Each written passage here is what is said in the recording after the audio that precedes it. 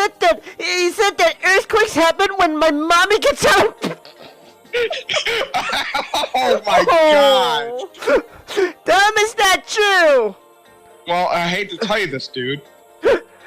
Tell him that his mom has a secret daddy she doesn't tell anyone about. Anna! Okay! Oh no, I don't! Jared, get over here! It's out of the way, out of the... Okay, here we go. Whoa! This guy's flopping around. Physics! Okay. Give me your gun. Okay. Actually, you know what? Give me the... Wait. Give me this. Give me this gun. The company carbine. Okay, there we go. Look... buddy, you okay? Look... Uh-oh. For trouble? No! No! Yeah, I'm pretty sure. You were lucky. Well, what happened, Sensei and Nick? me were here with you. Just gets me going. Your robot. No, wait! Before you fix it, can say the line, Nick, while you're roboting. Soundwave superior, Autobots inferior. Thank you. Oh, good. Oh, hello! Look at this site here! They're just on top of each other. Oh, you ruined the moment! Dumb brutes! You ruined the moment! Really? I can't deal with these little monsters anymore.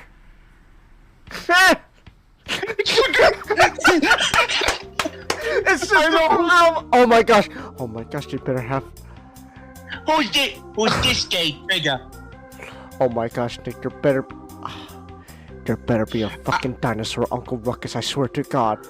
That's what happens to the military every day, anime guy. Are you saying if I join the military, I'll become gay? No, just the Navy. Oh, right, just the Navy. In the Navy! You could sail the 7 seas! In the Navy! They got busy. Let's go! They got busy! I'm taking the picture! Ah! That's amazing! Ah! That's the new screen! That's great! So that's what a hybrid looks like. Doesn't look that. I don't know, seems more dinosaur to me, so. I know. Okay. Getting blocked by Mitchell Musso when I was 15 because What? I said he had no lips. What? Repeat? What was that? Which one? Something about getting blacked?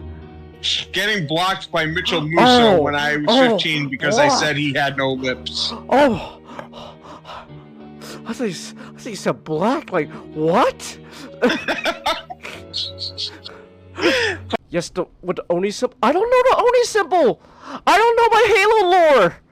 I don't know what the Oni symbol looks like! I don't know what the Oni symbol looks like! It's on the door?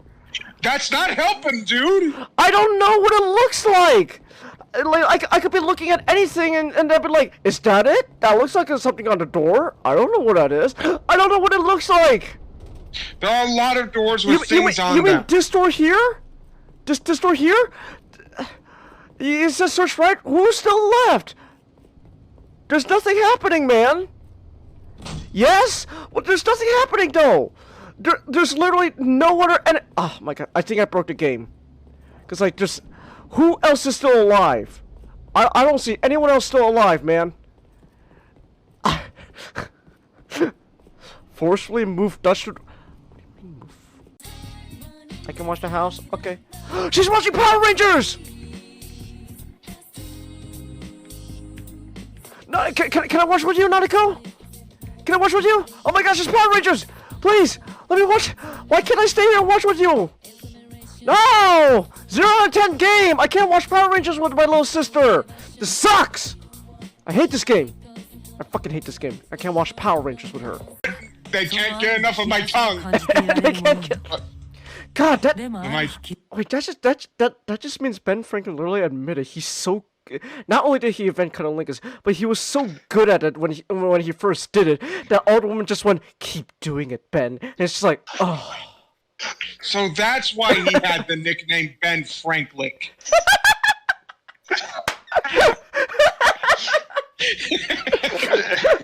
It's just the idea of Ben Franklin complaining about how good he is at sex to another father is. The fucking leather. You have the letter up.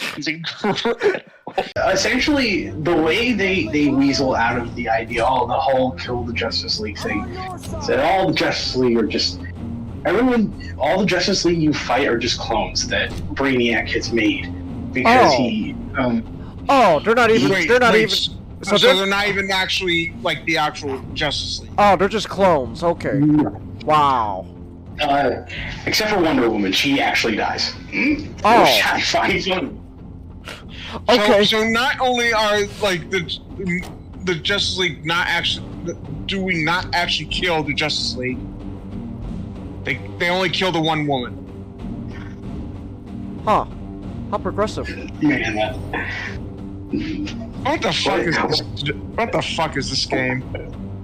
what did Rocksteady mean by this? Okay, so why are you fighting Mercury? Bam. Bam. Oh my gosh! I can hear her out of breath. Oh no! This is. Oh no! Oh. They should give her one of those fucking little mobility scooters to enter here. Oh, and she fucking lost in one. Oh. Then I'll meet you at the gates after school tomorrow. Okay, bye. Did he say he was interested? He's a guy. And I'm a guy, but he's interested in me? Oh, they're gay! Ooh. Anyways, that's 2.0. I hope you... I don't know. I don't really know what else to say. It's just, there we go. Wham! Bam! I've been watching too much Futurama. Bam! Alright. So, let me just, here, let me just adjust myself real quick. Okay. There we go. Does it still have the same emotions? Yeah, I still got the same emotions. With a new one. So there's, there's the normal one. And then, ooh, I'm angry. I'm having a bad time with this game. And then, oh man, this is a big bummer. Bummer, dude. And then, I don't know what to call this one. I just call this, oh. Oh, okay. And then this one's like, woo! Oh! Quick time events, shit! Oh gosh, she's out of breath, please! Oh. Okay. Oh my gosh. Oh my gosh, the sound effects too! Oh. Oh, okay, quick time event, okay. Oh no. What's she doing? God, her belly punches. Oh! Oh! Oh! Oh! Oh!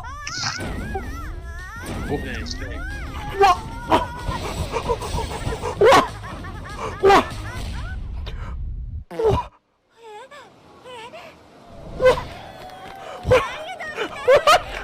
Okay, cabaret club. What is this slapstick cop? Oh my god! What? Oh my gosh! And the reason I say you could link 4chans is because it's because of 4chan, bronies exist. What? Yeah. It's because of 4chan. 4chan created bronies? They were the first bronies. The first bronies? Oh my gosh.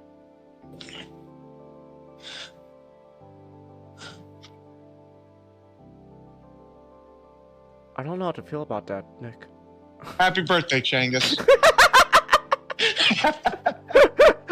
Soyper doesn't hold a grudge. He's a real hero. I like Soybird. Yeah, I'm glad.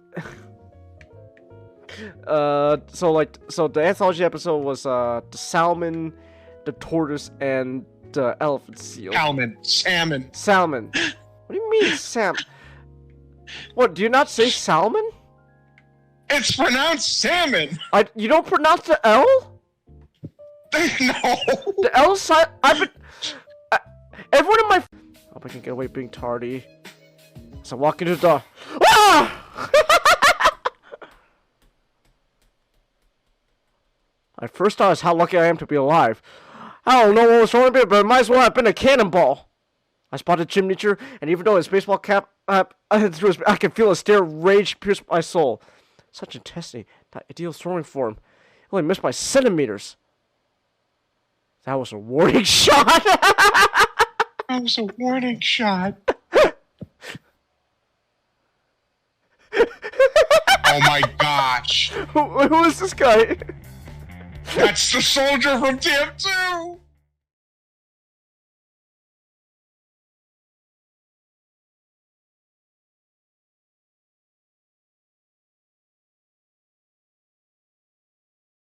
Here we go. Okay. Hello. Hello. Ooh, I'm a ghost. Chelsea and Ray, I see you in the chat. Can you hear us? Ooh, we're ghosts. Audio, Korean ghost. There's a white ghost with me as well. Say something, white ghost.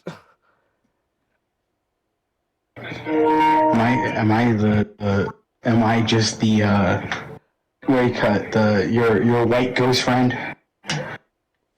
Well, you could be my Hispanic ghost friend.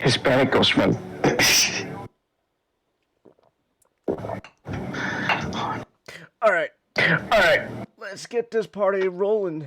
All right. Also, just real quick, just heads up. Not's gonna have a bit of an echo on his end, so we're just gonna have to make do with what we got. All right, let's get this party rolling. Ooh. Now, just a quick reminder that you can support me through Stream Elements. It is completely optional, but your support allows me to keep making content such as buying new games, art streams, and more. And then now.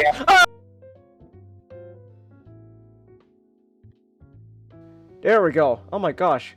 All of a sudden my mic muted and I was like, no, what's going on? Okay, we're back. Alright. Genghis, why aren't you a cyborg? Why am I not a cyborg? Because I believe in the potential of humanity. So, yeah. Don't tell me you're gonna go wax poetically about the theme of the show, of the movie that we're gonna do about existentialism. No. Although I was okay. This is not our top. This is not. We're not getting into our topics yet. But it is somewhat related. I did actually earlier today. I watched Innocence. Whoa. That was more than an echo. That was more than an echo. That was like. Oh, there we go. Sorry, I was just trying to fit. Oh no, it's fine. No, but I will say, like, kind of related to the topics. I did watch Ghost in the Shell 2: Innocence. I liked it. I will say that movie is very much the definition of, whoa, 3Ds, 3D digital effects. Oh my goodness, whoa, mind-boggling. But it actually has some pretty impressive 3D effects going on here, and it does kind of, like, there are moments like it's noticeable, but like they do work well with trying to blend it in with like their 2D stuff. So, but it's like, whoa. But I did watch Innocence today, and then I was in the middle of watching the new Ryan Gosling movie, not Barbie, Fall Guy. I only got halfway through, and then I had to go make dinner. Fall Guy's interesting so far, I will say. Excuse me. Look,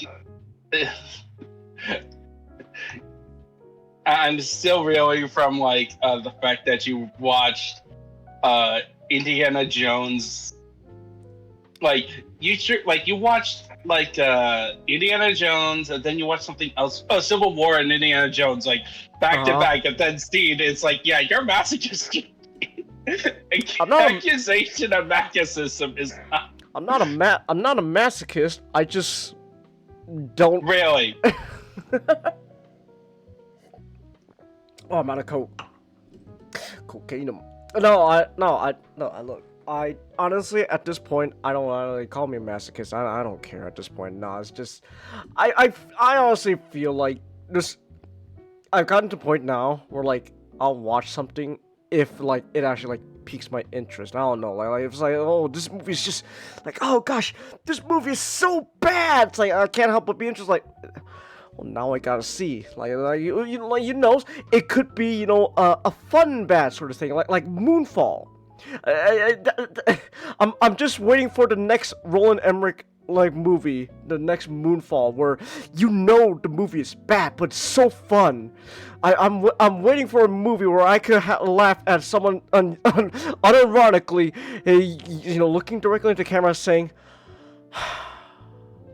"What would Elon do?" Oh yeah, it is Pride Month, Chelsea. That is right. We are proud. I don't know. Yes, we are. We embrace the Queen of all sins. I don't think there's such thing as straight pride, or if there is, it's probably not, you know, something people care too much about. So it's like, it's usually just in response to gay pride. Oh. Don't remind me, Ray. I'm just saying, it's Pride Month. Come on, you got. Woo! Let's go. Like, come on. It's not that big. It's not that big of a deal. Like, it's really not that big of a deal. In my opinion, a perfect world. I don't think there should be a Pride Month, nor should there be, you know, any month for like a specific group of people. Let's just be people, but that's, you know, an idealized world where, you know, no one's being, you know, like, you know, looked down upon and all that, you know, shenanigans going on. We're not living in a perfect world, but if we did, you know, then I would say there's no need for a Pride Month or a, you know, a Black Month or a Asian Month. I didn't even know it was Asian Month last month until like the last couple of weeks. I was like, oh my goodness, it's Asian Month? I didn't know that. Oh, wow. So, but you know, we don't live in an ideal world, though. I'm just glad I live in a city where there is no chance that they'll block off the road to do a pride parade, because the refugees are just gonna have a riot. Okay. If Chengiz, if you're a second generation Cuban, and you use the car to drive everywhere, you're not going to care whether or not it's a stray or a gay pride parade. You're heading to the cafeteria and you're having yourself a colada. Okay. If it's not a big deal, Ray, then don't shove it in your face. Look, it's not an ideal world. If it was, then we wouldn't have to, you know, do all this stuff. If it is an ideal world, Jesus would have been here yet. Oh, that's true. Maybe Jesus is here. Oh my gosh, Jesus, stop copying me! No! Oh no, Jesus left. Damn. That's a shame. No. Really, Chengiz? It's a joke. Don't worry. That's fine. All right. Anyways. Don't joke with. Don't. Look, okay. All right. I'll try my best not to do much of that. You had to mute several shopping notifications for this month, Chelsea. Don't you want your Pride Month themed? I don't know what's a product that's completely unrelated to Pride Month, but it could be marketed as such. Chelsea, don't you want your Pride Month hat? Oh no, not a hat. Maybe like a soda can. Have a Pride Month soda can, Chelsea. Buy one get one free. It's the Pride Month sale. So actually, I wonder if there are. No, there are such. Do they do like sales for like months like this or no? Occasionally. Like for me, no, I've never seen No. Wow. a Pride Month sale. Like I just see promotion everywhere, but I never see anything, any price shrink. Wow. You know what? That, in my opinion, then Pride Month isn't going hard enough. What they should do is they should then also do a Pride Month sales. That's right. I'm advocating for that. Pride Month sales, baby. Hey, you want your latest? I don't know. You want the latest Steam sale? We got the Pride Month sale. That's right, baby. Let's go. In honor of Pride Month, we're taking like 10% off of everything. Pride Month sale, baby. Let's go. Woo! If Steam would have done a sale like that, it would be specifically for queer and LGBT creators, like games that are explicitly known to be developed by those type of people. Yeah. I'm just saying though, like they could do that. It would fit with the month. So I'm just a little baffled they haven't done that yet. It's like it's a prime opportunity there. It's like, oh, we're gonna Right, remember? There's 2 Pride Months. Then straight people get a discount for the rest of the year. It's only fair, Ray. Okay. We none of us is gonna be lucky. Like we can't even get an exception to a sales tax. Discount is not in the question. Yeah. I'm just saying. Let's get that Pride Month sale. It's Pride Month, and then I don't know. Next month we'll have a patriotic sale. We got like 4th of July sales, right, and all that. Like it's next month is July, which is gonna be the patriotic month of the U.S. of A. So like, why not just go all out? That's probably a Native American month. Is there a Native? Actually, I'm gonna look this up. Is there such thing as indigenous month? Yeah, indigenous month. I'm pretty sure it's fair. No, January. January. Because January is indigenous month, if not March, or April. No, March is Women's Month. Oh yeah, March is Women's Month. Oh, it's November. It's November. November. Oh. Yeah, okay. I guess November. Why not October? Oh, you know what it is? I know why November. Thanksgiving. Oh, I guess. Even though October had Columbus Day. Well, I guess we like celebrating Thanksgiving more than the Columbus man. Columbus Day, a holiday that is only recognized solely to appease the Italian American community. Yeah. Look, people, if you have a problem with Columbus Day, take it up with the Italians. No, November, y'all. Shit. You're 1/3 Shawnee, Ray. Come on! Let's get that Indigenous Month sale, people, along with the Thanksgiving sale. We're all quarter Native American, except for you, Chingus. You're screwed. So you have to pay us. Okay. I didn't ask to be a. Wait. You didn't ask to be the foreigner, the foreigner that came after the manifest destiny. Wait, hold on. Not. Do you have any American blood in your ancestry? Kind of. Like I think my mother's family has been here since like roughly turn of the century. Ooh. Okay, then you have a high chance to be American. To be Indian somehow. Like I didn't ask to be second generation.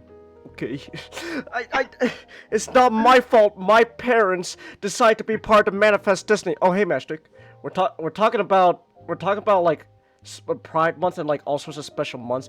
I'm saying how like it's weird that no one capitalizes on that stuff for like sales and shit. Like, where's my Pride Month sale? Where's our Pride Month sale? Also, I'm gonna adjust our stuff now. No, Ray, we're all 1/24. There's like 5 ninjas right now. Not's got an echo on his end. So. Yeah. Sorry, I'm muting and unmuting. So. Chelsea! Dots on the forehead is Indian from India, not Native American. Chelsea. Dots on heads, not feathers on heads. Chelsea. And even with feathers on heads, that's like Pacific tribes. Chelsea, we called the Native Americans Indians because we initially thought they were Indians. That's like Christopher Columbus legitimately thought he made it to the West Indies. yeah. So for the longest time, I was like, oh gosh, it must be Indians. Wow, and it just stuck. Well, They must have thought of it because of his weight. So here's the thing about Christopher Columbus. He's the only one out of those expeditions that believed that he went to the Indies. Oh. Yeah, because so the myth about like why people laughed at Christopher Columbus because the world was flat at the time is a myth. Oh. They laughed at him because they already knew the world was round. Jay just thought that there was no landmass in between Europe and China. Oh, okay. And so they thought that they wouldn't survive the journey. Wait, what were you saying? Not? No. Like Ninjago did say like there was at a point where we just didn't know that there was a landmass between the two things. Legitimately, we just thought, hey, we can just have like this big shortcut if we just cross this ocean, the ocean on the other side. No, it wasn't that. People thought that it's like we don't have the technology to sail across the ocean, and there's no landmass. So what's the point? It's easier just to go like south of Africa. Yeah, but that's what the fucking Portuguese are. That's where We can't have them stealing our money. Well, the Portuguese happened after Columbus. Oh, okay. All right. Really? Because yeah. It was no. Yeah, it was the Ottomans fucking stealing our money. Yeah, exactly. But that's why they were going south. Oh. Like to the south of Africa. If they go through the Mediterranean and through like the normal paths that is known, they had to deal with the Ottomans. So they didn't want to deal with the Ottomans. Okay. Let's go, Ottoman. Check out Megatron's shelf. Nice. Ooh. 10 out of 10. Yeah, but yeah. I guarantee you, they would not have put the original Human Torch if they couldn't do the Fantastic Four. Like, I don't think it's Marvel that mandated that they can't do it. I think it's an internal company thing that they're probably waiting for the Not only movie. to spread the popular characters out, but the movie too as well to capitalize off that. Oh. Yeah. But also some. Could he at least get a thing, by himself? Back when he in that black, black jumpsuit with the red belt. Native. The funny thing, Ray, native doesn't come from the white half. They're from the losers of the Emu War. Your natives come from your black side. I have turned. Yeah. Okay, I got cut off. Ah, okay. Also, Matchstick. Can you hear me? Yeah. Yeah, I can hear you. I can hear you. Oh. Just but. Oh, he's having issues again. Matchstick? Hello. Matchstick? Hello. Okay, I can hear you guys now. Okay. All right. So Matchstick, you need to see this trailer, this commercial, and find the most funniest thing in it. But don't tell it in the podcast because it's related to Welcome to the Abyss. Oh, It's okay. related to what? Welcome to the Abyss. Political stuff. It's don't worry. Alright. Okay, it's 10 days ago, so it's not Trump. No, it's not the Donald. No, it's not. It's about Daily Wire. Oh, you're gonna the whole Daily Wire thing. I showed them posted the trailer. Can you at least just give me the Okay, timestamp? Okay, I'll just say, in the trailer, they said that they moved their manufacturing from China to America. I don't care. But you know what's funny about that? What? I mean, they had it in the first place. Yes! Because Daily Wire is all, America first and stuff, and then it's like, turns out they had all the stuff made from China. Which doesn't shock me. Well, China first, apparently. It doesn't shock me though. Like, let's be honest. Like, everything we have, is, like, most likely been made from China. Well, yeah, it's just more of like. I bet if we go over and crack open Mark Zuckerberg, that steel skeleton that he has, it's probably gonna say made in China. Oh my gosh, Mark Zuckerberg, you're a Chinese robot? That's right. And now Ding dong, ding dong. Now I'm free to roam this earth. Oh my goodness. But yeah. But yeah, it's go ahead. I hope a wrestler eventually does a character called Mark Sheena. No, John Cena. It's Sheena. Sheena. I don't. At least, come on. I hope John. If not, I hope John Cena does it. Like goes in, like wears like a little Mao wig. Mao. Going to the Red Sun in the sky. Because I you know what? If he plays it to that being, I'll forgive him for the previous stuff.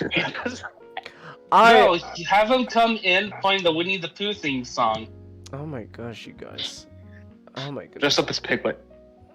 Oh my goodness, you guys. Alright. Look, what is after roasting people?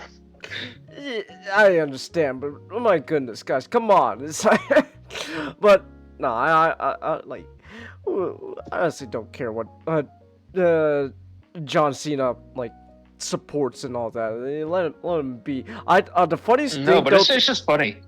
No, I think the funniest thing though to come out that whole thing about John Cena and the whole like Chinese drama that was going on was this one meme I saw was like, hey, wrestlers speaking Chinese, and it's like, John Cena, he's actually speaking Chinese, and then cause how The Rock speaks Chinese, and he's just like Ching Chong Hong. It's like, no, Rock. It was Ching Chong Bing Bong. I It's Stone Cold. Aye. Stone Cold IE. Stone Cold. Aye. When the Rock speaks Chinese, Jing Chong, I ruined DC. What are you talking about? The hierarchy of power is gonna change. Just you wait. Can't believe the Rock ruined the sanctity of WrestleMania and the DC universe. But like this is what more will this tyrant claim? What more will this tyrant claim? He's gonna claim the podcast. He's gonna play the cop podcast. Just wait any moment. Rock's gonna come in, and we're gonna smell what he's cooking. We're gonna smell what he's cooking. Woo, dude. Is the Rock slated actually for the Marvel? For what? The Rock in Marvel? I don't know.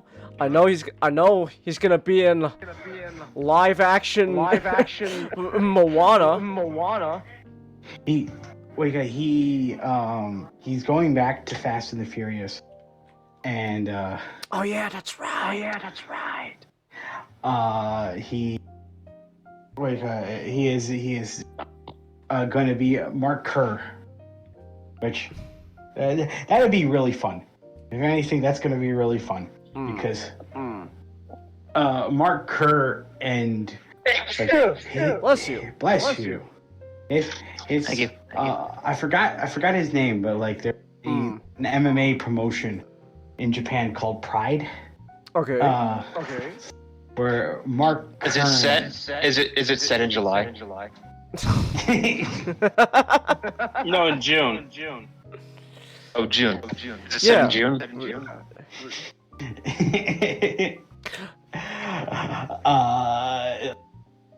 Hopefully.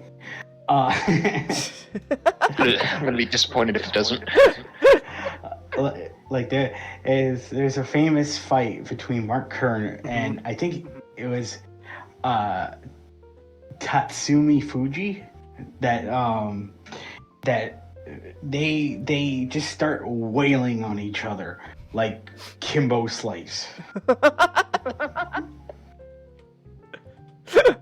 Okay. Kimbo Slice. Wow. Hey, look, all I'm saying is I'm waiting for when that hierarchy is gonna change, man. I'm waiting, Rock. Tell me. I find that so. That whole like Rock being Black Adam was funny in like a period of time, cause like everywhere, like everything related to DC, they were doing their best to market, The Rock as Black Adam. It was like I remember like I saw on Twitter like there was like a comic panel and a Black Adam just straight up it's just The Rock. No, nothing's changed. It's just The Rock. Dwayne The Rock Johnson, that's Black Adam in the comics now. That's right. So. And then the funny thing is that he's technically not the Black Adam from the comics. No, but like they were, but like the fact they did that because they were pushing so hard for the Rock being Black Adam for the Black Adam movie. And like his contract is like, I can't be a bad guy. Yeah, that's right. He is like, I can't be the bad guy. Mr. Rock, do you realize who you're playing? It's like, I understand, but I don't want to be the bad guy. He's only an anti-hero just because he decides sometimes he's going to kill people. That's as far as his anti-hero. Other than that, he might as well be a Boy Scout. Ray, I don't think he might as well be. And then like they change the origin. It's like he's not the son, he's the father. Ooh. Ray, I don't think James Gunn had anything to do with how Black Adam turned out, man. Yeah, no. Black Adam was kind of already out before he and Peter Safran became the co-presidents for DC. That was Walter's baby. Yeah, so you can't really blame James Gunn for how Black Adam turned out. But hey, you want to die on a hill, Rick? Go ahead. I'm just saying. I don't think James Gunn had anything to do with it. I think my favorite thing that's related to it is DC superhero pet, Legion of Superhero Pets, because Oh yeah! Yeah, that's right. the entire after credit scene was meant to be a big advertisement to Black Adam. But nobody saw that movie. Ah, that's a shame. I think it did. I think it did all right. Did it? I think it did all right. Let me look it up real quick. It was unfortunately released during the same weekend as Minions: The Rise of Gru. 207 million worldwide on a $90 million budget. So it made back its money. Yeah, it made a slight profit. So that you can give it that. I just love the whole they literally just did the Shazam joke, but serious. Where it's like, oh look, there's Black Adam. We're not gonna show him his face, but you guys know that is totally the behind the head of the Rock. The Rock.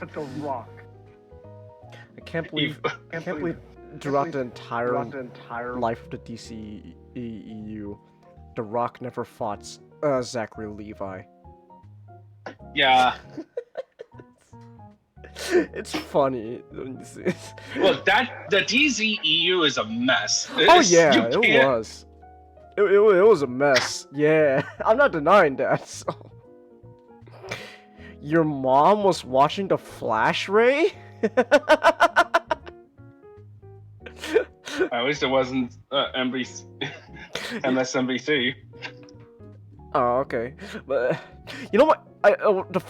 I think the best thing ever to come out the Flash movie is how that scene you see on Twitter made into a GIF is actually supposed to be the Flash taking a baby out of a microwave because the microwave is supposed to protect the baby somehow, but it's just funny to think when you reverse the GIF, it's oh, he's putting it in the microwave and the nurse is screaming what are you doing? I thought you were gonna mention Christopher Reeves superimposed on an actor's face. Oh yeah, that's right. That moment was such a trip seeing it. Or how about the idea is hey, let's show the spider that only people on the internet knows that just the giant spider. The Thagarian snare beat, yes. I saw that. I'm like, I didn't pay any money for that movie. But it's worth it just seeing that ugly, rush CGI looking mess. I'm not gonna lie. That was one of the few moments in that movie that kind of actually got me to smile just a bit. A slight smile. It's oh look, it's the Nicolas Cage fighting the giant spider.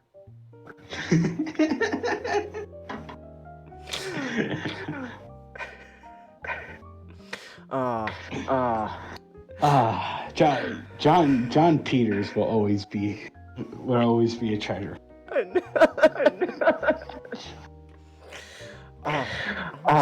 want to see giant spider now. Well, no, actually, I don't. But I guess then what 40 something minutes into this podcast, I guess speaking of giant spiders, oh, here we go. There are spider tanks in Ghost in the Shell. So there we go. There's our segue. Yeah, spider tanks. But anyways, yeah, just a spider tank in Ghost in the Shell. I don't know what it's called, but like it's like, I was like, oh, I saw that. I was like, that's pretty interesting. That's kind of nifty. So I guess I'll talk more about like spider tank and stuff with just overall the movie in general. The Tachikomas, right? No, Tachikomas wasn't in the movie. They're only in at least I think I've only seen them so far in Standalone Complex, but they were not in, unless that giant thing was a Tachikoma. It's related, but it's loosely kind of it's something that appeared in the manga, but it's called some. Okay then. But yeah, I'll talk more about like spider tanks and all that in a bit. So recently I decided, you know what, I'm gonna I got bored. My mic, like, you know, some stuff was, you know, like I was having like, you know, like basically when I was not streaming, you know, I was trying to look for a way to, like, you know, spare some time and stuff, like, you know, for example, like when my microphone wasn't working and all that, etc. I decided, you know what, I'm gonna finally sit down and I'll watch Ghost in the Shell, the movie, because, you know, it's the, you know, movie, right, that everyone talks about, like, when it comes to, like, it's one of those things everyone talks about when it comes to, like, the whole, like, cyberpunk genre, like Ghost in the Shell is usually brought up, and after watching the movie, yeah, I can see that, right? Like, there's a lot of stuff going on in that movie that I can see. Yeah, this definitely, like, is a huge, like, ding when it comes to the cyberpunk genre. No, Chelsea spiders are not my favorite animal, and I wish God never created those things. Okay, that's probably blasphemous, but I just hate spiders, okay? I don't care if people say they serve a function in the ecosystem. They should not exist, okay? But that said, spider tanks are pretty cool. So are spiders. No, spiders aren't cool, but spider tanks are cool. I gotta say, spiders are pretty cool. Well, you guys can be wrong. I think you've just been outvoted. Okay. Oh, come on, Matchstick. Why? Oh my gosh. Why that gif? That's. I'm not. To be fair, I'm not that fazed by that gif anymore. But it's just. That's gotta be uncomfortable though, having a tarantula just in your, like, between your cleavage. Like, that's gotta feel weird. It's like a really. It's like a. It burrows its way through, but it doesn't really. Outside of its tiny little front claws, it doesn't, like, dig into anything. Oh. Like, there's something like, try to put the tarantula in there to a trick. Okay. And the tarantula really hates it because it thinks that a predator is eating it. So it will try to, like, open up, like, the front. People find tarantulas cuddly, Ray? Well, they can be wrong. Well, anyway, so Ghost in the Shell. So what is this movie? Alright, so... Oh, what were you saying? I said yes.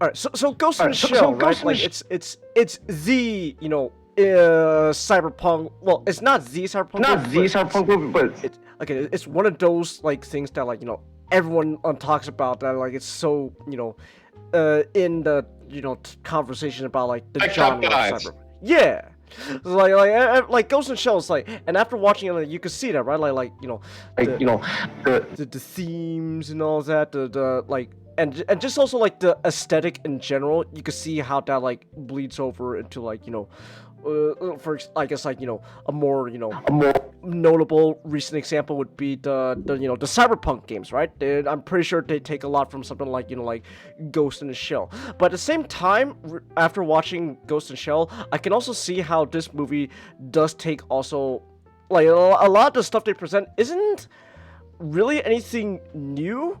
Like you could actually see a lot of stuff they're talking about in like other stuff before that predated it. Like it's science fiction started in the 60s, and a lot of what came from the 60s is still things that we like playing around with because it's fun. Yeah. Like when did Blade Runner come out again? 82. 82. Do Androids Dream of Electric Sheep came out. Okay. So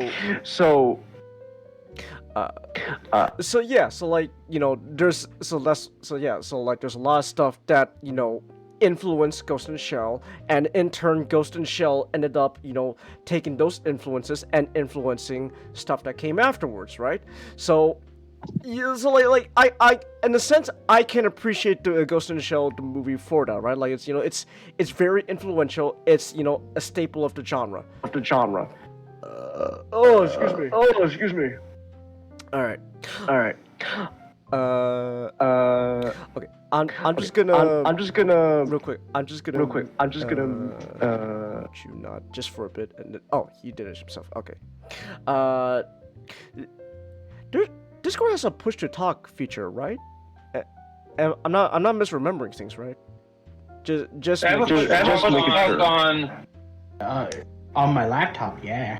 Yeah. Remember. Right. Okay. I'll move over. It's alright. We can work with this, but okay. Do you have headphones that you could use that you can like has a that itself has a little option to turn your mic on and off? Not really. This just has a single.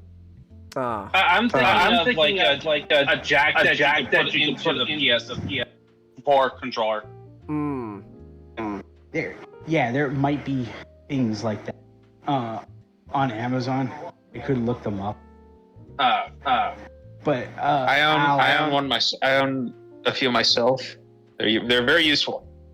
Okay. All right, but I thought you thought Trigon was cyberpunk, Chelsea? I don't know. I never watched Trigun. It's a space western. Space western. So I never saw Trigun. So I don't think they're just. I'll watch it. Look, I haven't seen Trigon either, so I'll also cringe. I'll watch it. I'm watching other stuff at the moment too. I don't want to pack everything all at once. So, but so anyway, so what is like I talk like like it goes to show broadly, but I guess we could talk about like the plot and all that, right? Because like so spoiler alert for a movie that came out in like the 1990s, right? So if you haven't, but and again, like this is a movie where it's a staple of the cyberpunk genre. So like if you haven't seen it, then I say yeah, you could. Yeah, I say I would agree you should watch it. And so the plot really is all about the fact that basically what's going on is there's a hacker going on, right? That's like hacking people's cyborg brains and all that, called the Puppet Master. Ooh. And so the Puppet Master is hacking people's brains and all that. So now our rowdy tooty police team, led by the no nonsense Matoko Kusanagi, who You know what's funny about that name? It's it's been described by the author that it's like naming a chick like Jane Excalibur.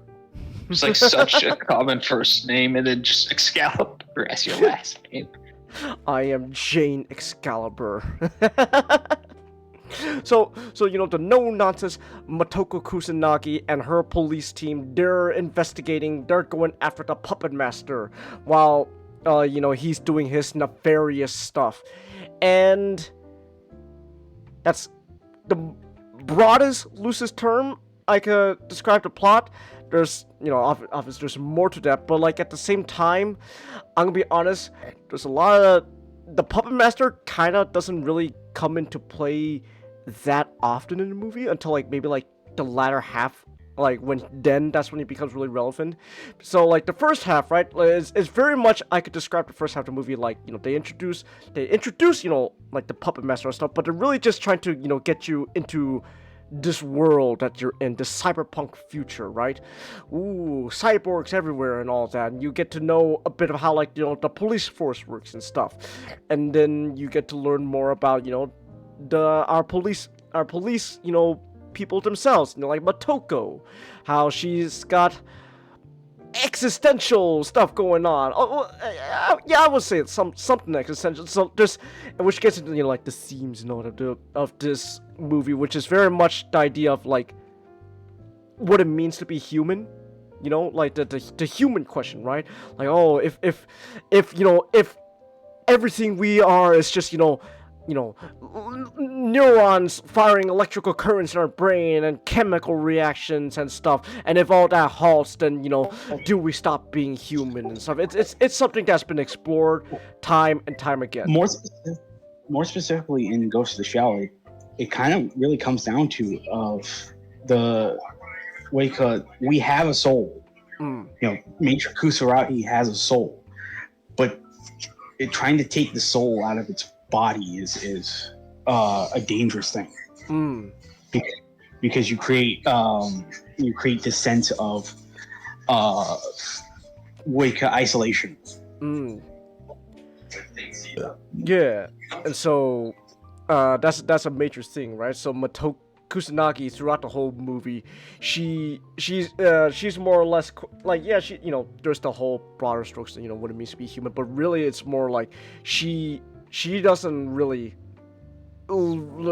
feel comfortable with her cyborg body, because like the only thing that's really human, like naturally human, is like supposedly her brain, but even then her brain is already, you know, heavily modified with cyborg, you know, implants and all that. So like it really, she feels like, you know, oh, I don't have a body, you know, like it's like, you know, is our soul what makes us human, you know? So there, and, you know, there's all sorts of that talk. This movie, they get into a lot of the philosophical talks, like a lot. Like they really like to talk about, you know, what, again, like everything I just said there.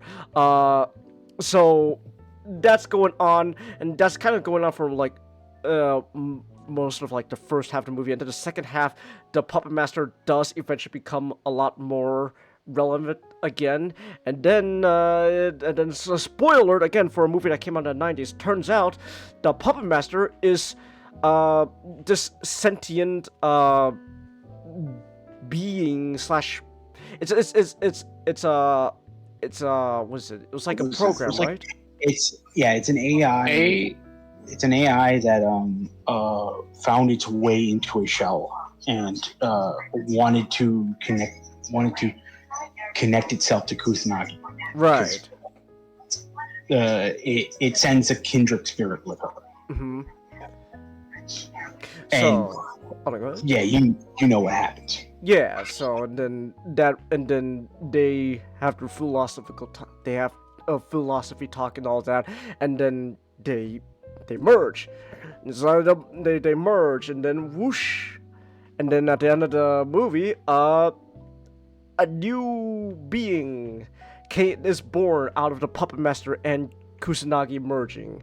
though you know it has, you know, Kusanagi's like voice and all that. So there is that. Yes, Chelsea, I know there is a live action Ghost in the Shell movie. Do they explain?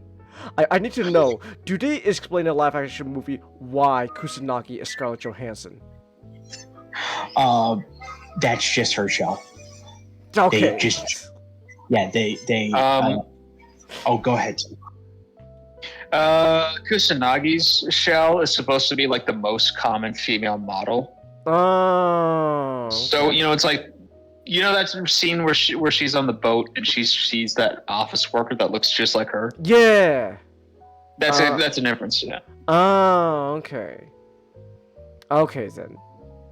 So I guess Scarlett Johansson's supposed to be just like the most common model. So white women are the most common model in Japan? Well, I mean, Kusanagi's white. The model is. In canon. Really? Oh. Yeah. Oh, I did not know that. Because like, obviously, if you take it into like Japan's whole idea, because she has such flawless white skin that won't ever get tan, it makes her look you know, it makes her look perfect. And that's how Kusanagi is struggling with the idea that despite being in a perfect body, this is wrong. Okay. We don't talk about a live action movie, Ray. Alright. Same with the spin-off canon to shows.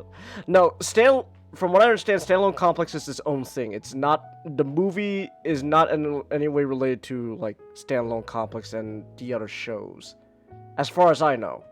So They got Megatron's shelf. like Dragon Ball G, Chelsea.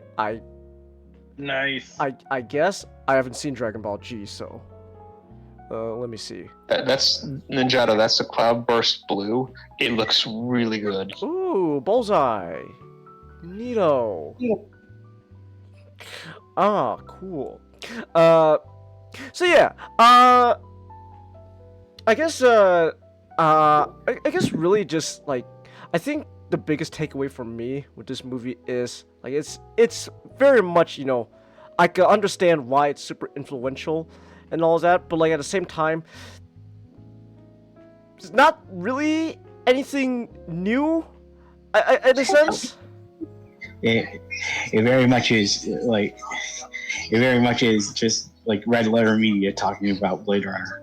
It's yeah, you can see where all the influences is, but like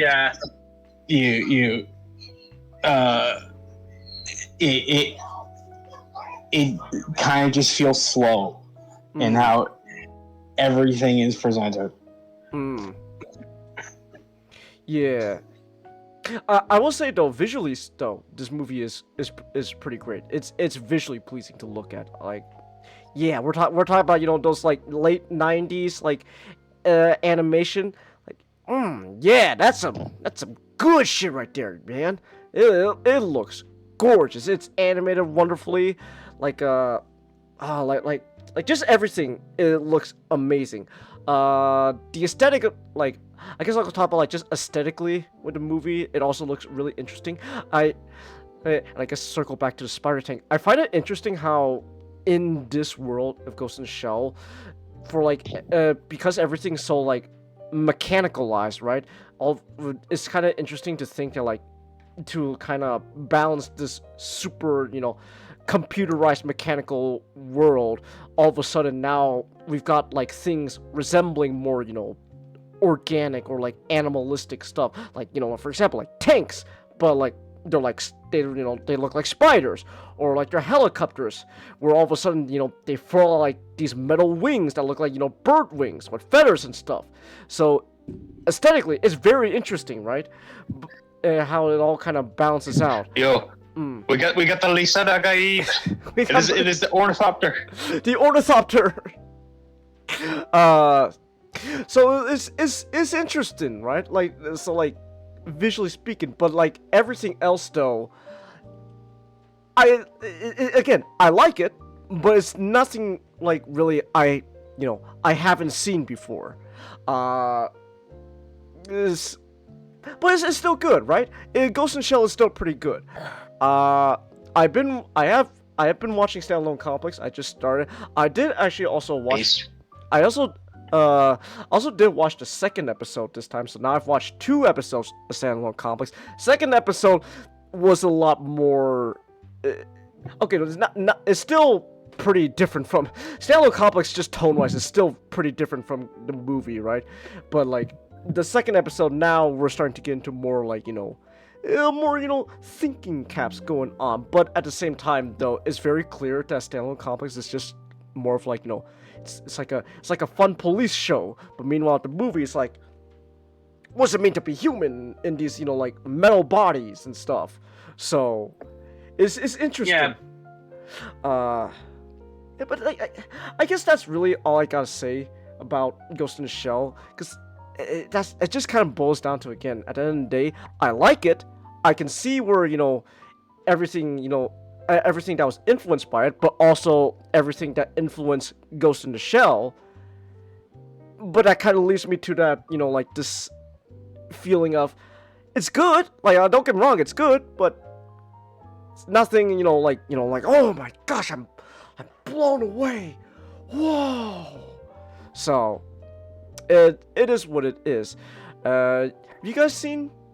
You guys have probably all seen, Yeah, I have seen it. I think I am a higher opinion of this than you are. Like, it's a. I don't think it's a low opinion. I'm just saying it's like. No, I'm just saying it's higher. Like, I really like the movie for what it is. It's like, definitely, it was definitely a visual treat, and the philosophical stuff really got to me. I really enjoyed that aspect. I did not expect the slower tone to the story, and it was like a good amount of like just allowing me to just absorb the atmosphere, and also thinking about what it's trying to say in terms of transhumanism. I'm a little bit surprised at how much it spawned a franchise.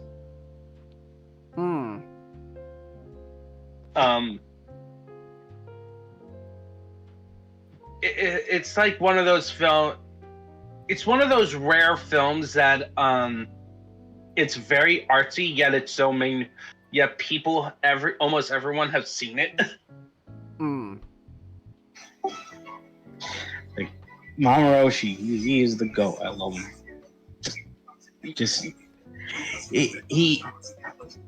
He likes to make a lot of these artsy stuff, but he himself doesn't act it. He himself doesn't really act pretentious. He's very down to earth. That's why I like him. Oh, SGD's here. SGD. Yes. All right. So, yeah. But overall, I like Ghost in the Shell. I guess I'll rewatch Innocence later, and I'll probably talk about that next week. I guess I will say though, so far, I do kinda like Innocence a little better. Mostly just because I just like Batao. Batao's cool. I can say that. I just wish they wouldn't give him his stupid fucking Steven Seagal haircut so much. That's my only complaint. Steven Seagal haircut. They literally it is literally based on Steven Seagal. Oh, that's amazing. Chinggis, just wanted to tell you, do you know that Innocence was the first and only anime to compete for the Golden Palm? Really? Yeah. Oh, that's cool. That's pretty. It is. Yeah, that's nifty. It's pretty neat. Bato's great. Yeah, I like Bato. Yeah, Bata's cool. I like him. He's you okay. I'll say this for now about Innocence. My first impressions, I will say like you could tell immediately just how much the Major just kind of disappearing like that affected Batal. It's like, damn, she's gone. Man, I'm so it's so yeah. But I still like him. He's cool. I like Batal.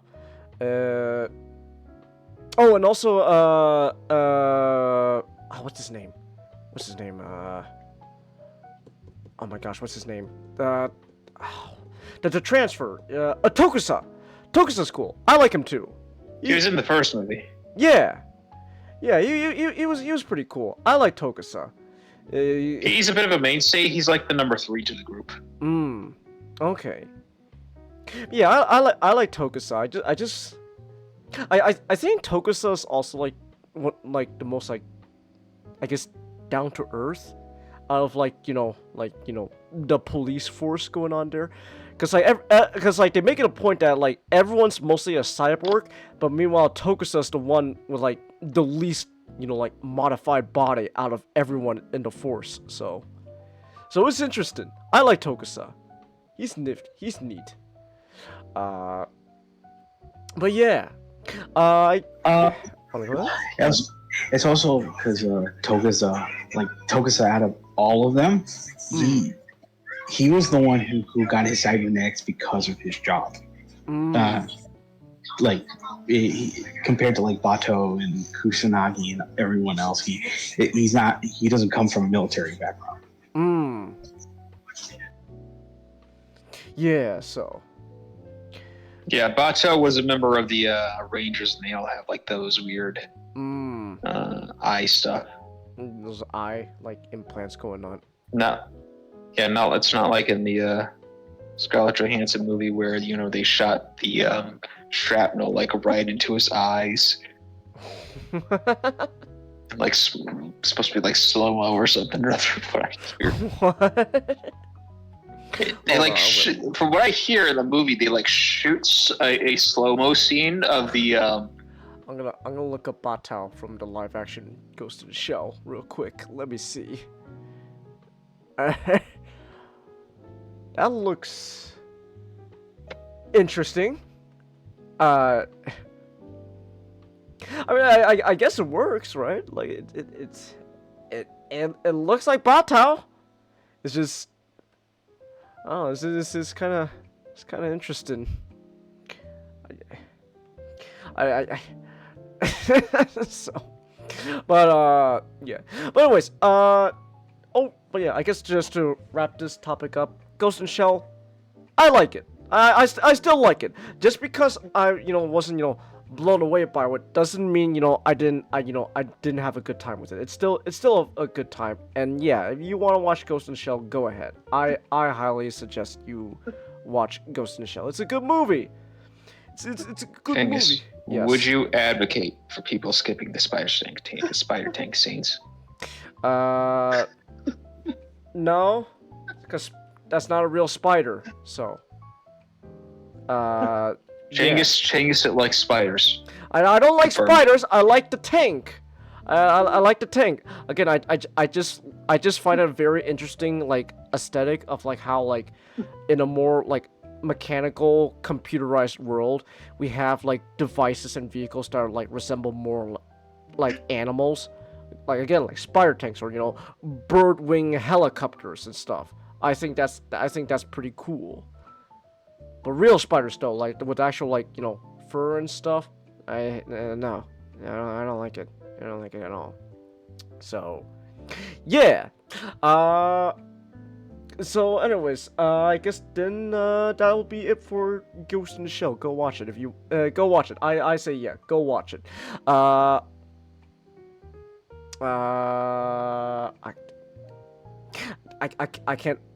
can't think of a good segue. Help me out here, guys. Was a good Dean Kamen. Yeah, just Dean Kamen. Okay, let's right. go down to the underworld. All right, to the underworld. So yeah, Hades 2. So this is Supergiant's latest game, and it's in early access. So as far as I can tell, you have basically access to the core game. So you can technically beat it, but you don't really beat it because it's a roguelike, and the whole story of fulfilling the roguelike elements is not fully in. Okay. And like not all the assets. So So to recap, for those who don't know what Hades is a roguelike where you play as a child of Hades. And you are involving in the underworld deities in relation to it, and you go through 3 locations. Each has like a boss that's of a famous Greek character. And then at the end, you fight Hades in the first game, and in this one, it's Kronos. So the plot in the first one was about Zagreus, the son of Hades, kind of escaping from the underworld, which is revealed to be he escaped to fight Persephone because the story is essentially an adaptation of Hades and Persephone, just expanded a bit longer. Okay. And but basically that game ends with you reuniting the family and setting up, telling the whole Greek gods, because the gods do help you in the game. So you get to interact with them, that set up the whole thing where Persephone has to spend 3 months in the underworld, sometime up in Olympus for the rest of the year, unless you got like the seasons. Okay. So Hades 2 takes place sometime after Hades 1, and in it you play as Melinoe, who is the daughter of Hades and Persephone. Was born pretty soon afterwards, but then when she was just a little baby, Kronos awakened, finally got together after being torn apart in Tartarus. Oh, it took some effort. And now he's back and he's like, all right, time to time freeze everyone. Bang! Except for you, Hades. I'm just gonna change you up and torture you, and now I'm gonna take over everything. Oh. And okay. So all that is left, Hades and Chain, all the previous cast members that you fell in love with are time frozen. Ah, awesome. They're permanently stuck in Zawado. And Melinoe basically grew up being raised by Hecate, who is a witch. So she is a witch. And she has Hecate, Odysseus as her human mentor, kind of fulfilling the Achilles role from the first game. Okay. Then you've got her rival, in a sense, Nemesis. All right. And Hypnos is still around, except he's now asleep. Oh. He's just asleep. He found an excuse to just take a nap, and he's been sleeping forever. Oh, okay. Yeah. So this time I have not reached the second. So this is interesting in the core gameplay. There's a lot of changes because, for one thing, Melinoe is more magic based as opposed to Zagreus, which is more your classic melee type character. You still get multiple weapons to pick from, but it's a little bit more strategic. Okay. With Melinoe, because she can't multi-dash, but she can unlock with Zagreus. So she can only like dash to avoid damage one time, but you can hold the button and she can run.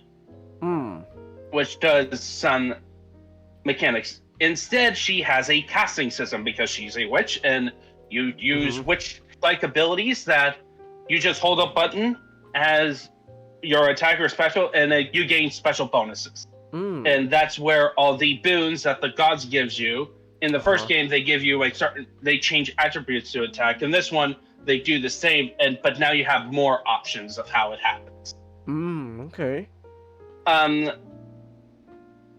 Pretty much the only gods that did not come from the first game is Dionysus and Ares. Oh. So far. Alright. Everyone else has returned, but we got new gods. We got Hestia, Okay. goddess of the hearth. We got Selene, the moon goddess, the moon titaness. The moon titaness. I think it's Titan. Hmm. Apollo has arrived, and I know in another part you'll get Hera later on. Oh. Hera finally shows up, and Hephaestus. Ah. Okay.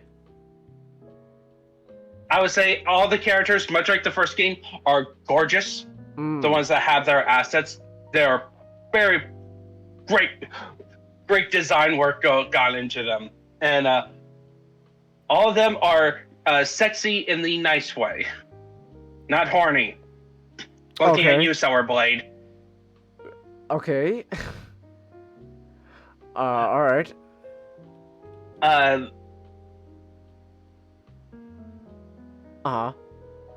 So yeah, I do recommend playing this game. This is pretty much a first impression because of early access. We don't know the full extent of the story, what it's gonna be about wholly. So we know that Kronos is not sympathetic so far. Okay. He's a jerk. And also you do have access to 2 routes. After you defeat Kronos the first time, you do an incantation to allow you to go up to the surface. Oh. Where you go to Olympus. Oh, Olympus. Okay. But you go to the Olympus, but the early access ends right there. So you'll be spending your time playing through either going down back to the House of Hades, or you're going to go up to the surface. So they definitely double extend the gameplay of the series of what you get to play. So there's definitely variety. Other ways to progress because it's a roguelike, and the point of roguelikes is that you're going to die a lot and you're going to upgrade yourself over time. And the way you upgrade yourself over time in the first Hades, in this game, is through cards. Because you're a witch, you get to use tarot cards. Okay. To unlike your magical powers, and it takes a while to upgrade them. But once you do, you can set up combos to make yourself stronger. Along with from the first game, keepsakes are back. Definitely a lot more. There's a lot more health oriented keepsakes compared to the first game. Probably to compensate for the lack of dashability. All right. Of the character. Yeah, and that's all I really want to get into because this game is fun. It's much like the first one. I could probably I recommend Changus you go play the first one. It still holds up, and you will really enjoy it. Okay. All the stuff you can do. How much is Hades? It's 20 now. Let me see. I'm looking this up. Okay, Hades 1 is 25. Yeah, 25, and Hades 2 is 30. Yeah. All right. Okay, I actually have to ask. So since this is early access, when the game is complete, will the price go up for Hades 2? I don't know. I don't think so. Most likely no, because the benefit of being in early access is even though it's still being developed and new things are still being added to it, the money goes into development, so it keeps costs low. Yeah, and the reason why they've gone through, they did a similar thing with the first one. Except they did it through the Epic Game Store, and thus it allowed them to even get player feedback to know where to improve upon, instead of rushing a game. Okay. All right then. She's And like Supergiant is like one of the best developers right now. She's pretty, Chelsea. Is she? Yes, she is. She is very pretty.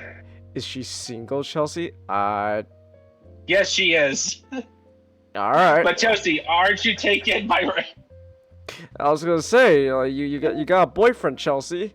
So I don't know why you're asking all this, but hey, all right. But I like it how you mentioned how Hecate has abs. Like, yeah, she has abs that she can grind meat on. Yeah, just like. And then like, oh, Aphrodite. How they managed to get away with a fully naked Aphrodite, but yet looks tasteful. Okay. Okay, I need to. I'm seeing Aphrodite right now. Oh, okay. Oh, they got the hair covering the parts and stuff. The classic trick. We got the classic trick right there of covering up the stuff with hair. So that way you. Like this is got away with it. So you're saying her hair goes all the way up from her boobs? Exactly. Oh my goodness. She's got hair going from her boobs all the way up to her hair. Changus, that's not how hair works. I hate to be the one to tell you this. Damn, I can't believe Peter Griffin lied. I'm so sad now. Okay. like there's the both Hades. No, like I do like the art style though for this game. It's very neat. Like the Daniel Korb, Daniel Korb, who is the composer for Supergiant, does a fantastic soundtrack. Like they give Skilla, and the Sirens a metal song. Oh, okay. Metal song. Okay. Like, let me just Skilla and the Sirens.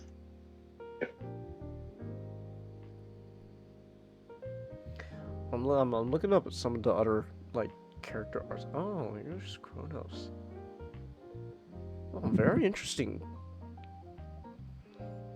That's a.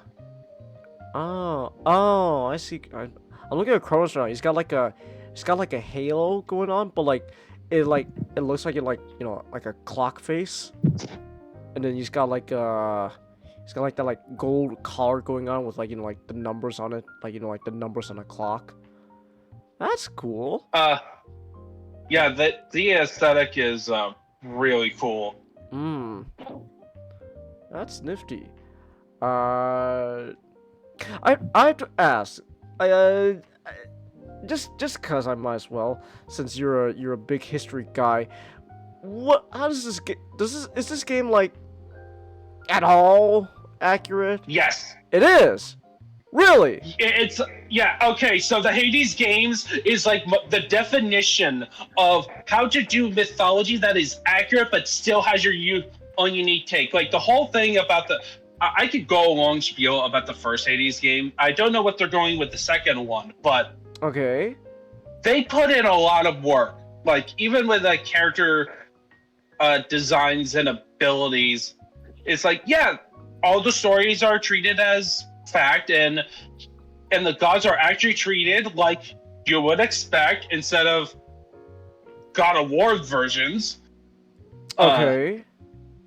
And yet it still feels refreshing and a new angle to it. Like they have like a conversation with Hephaestus and Aphrodite, because at some point you'll be able to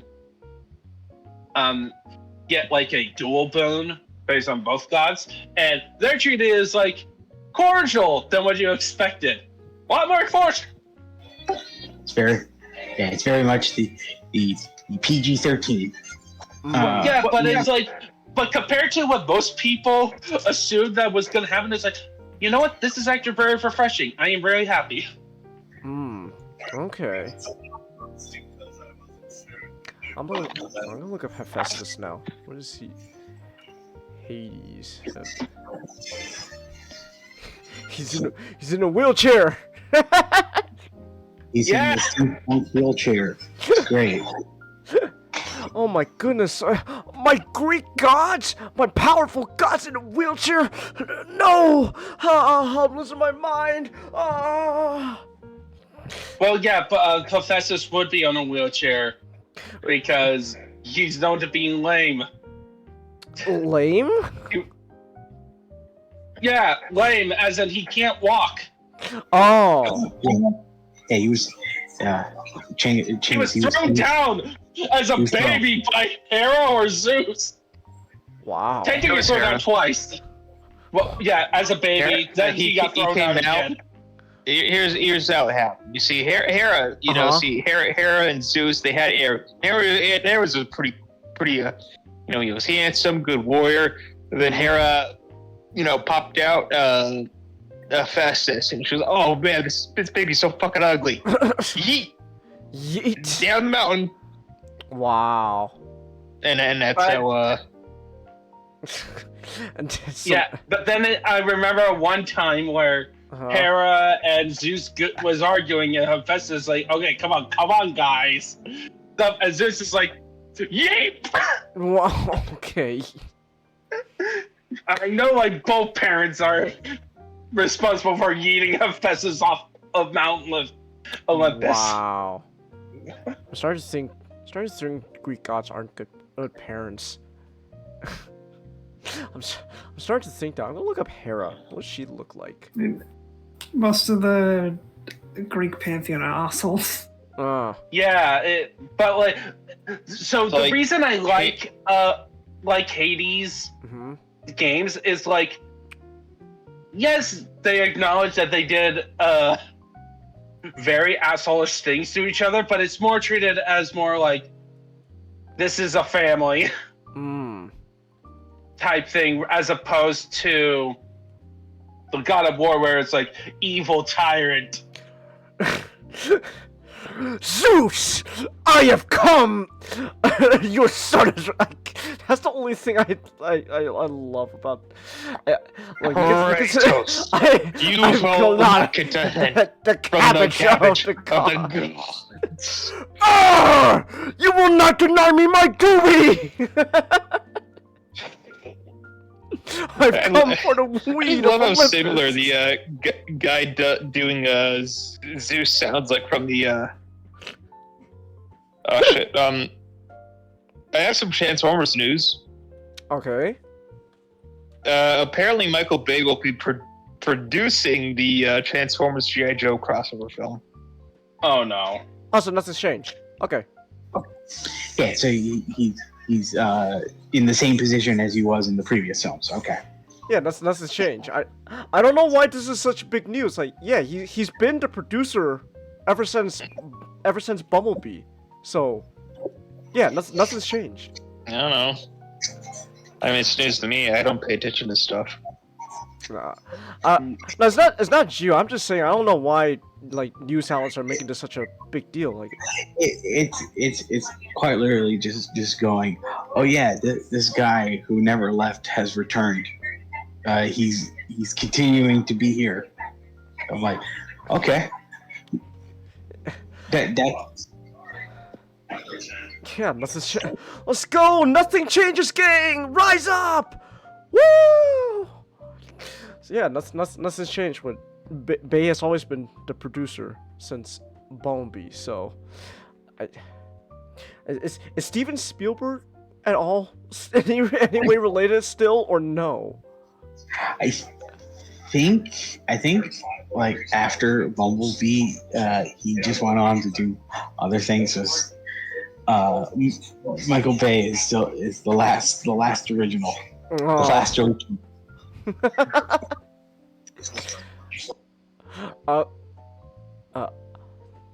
Oh no, he's still producing stuff. He's an executive producer for Transformers 1. So. Oh, okay. Yeah, so I guess Steven Spielberg's still executive producing alongside Mr. Bay. So yeah, nothing's changed. Let's go! Woo! Just don't have him direct Ray. Ray, 100% honest. I'm gonna be 100% honest with you. It's not so much Michael Bay is a bad director. Well, I mean, he has, questionable movies. It's just specifically with Transformers. He just got tired of it. He didn't want to do it anymore, but Hasbro kept making him do it, and it's like, well, I mean, I'm getting money, and he was done after the third Transformers movie, and he came back because Hasbro's like, okay, if you do Transformers 4, we will help you make Pain and Gain. And it's like, oh, okay, cool. Yeah, but change Transformers 4 has nothing to do with Hades.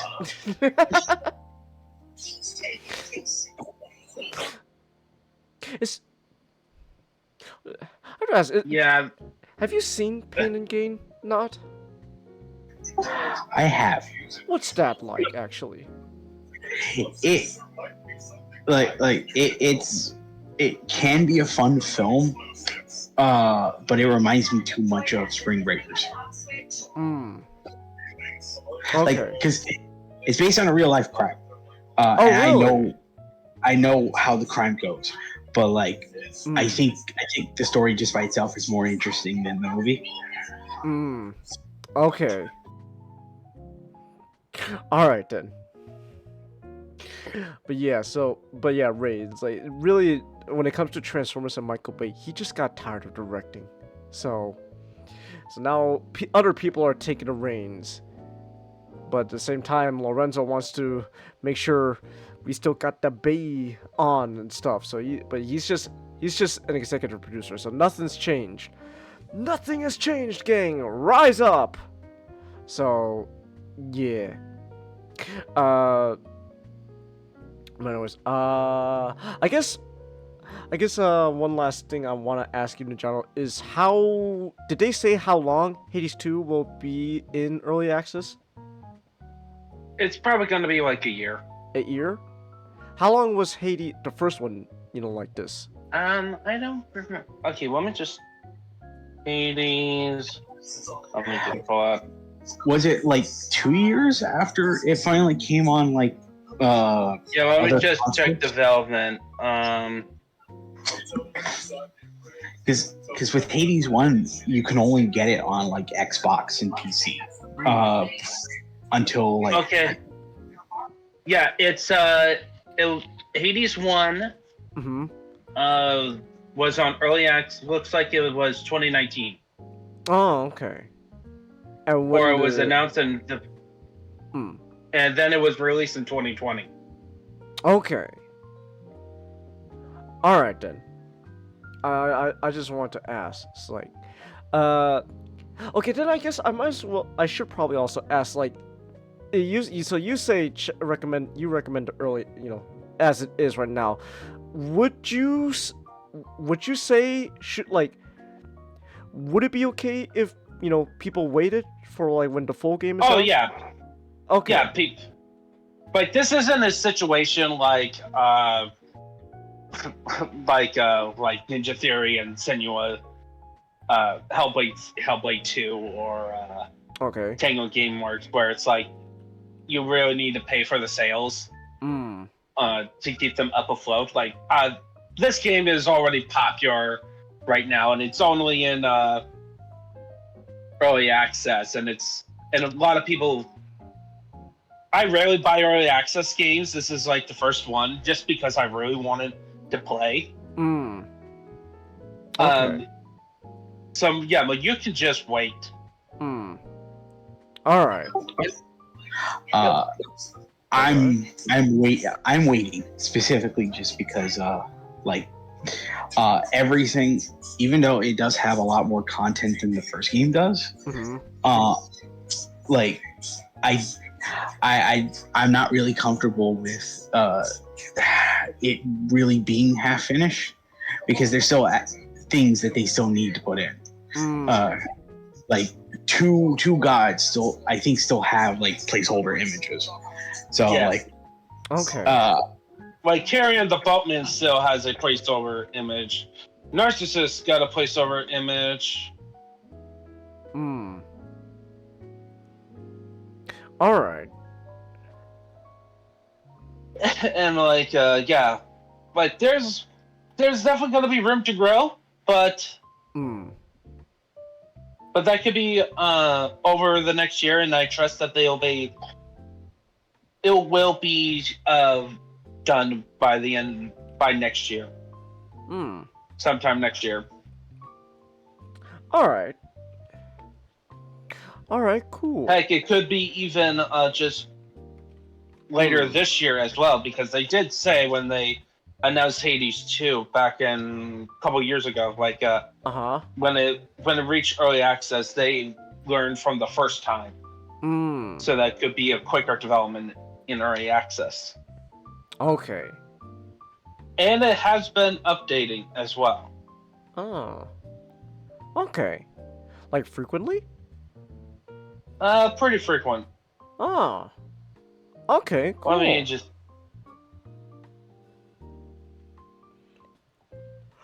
oh, excuse me. like the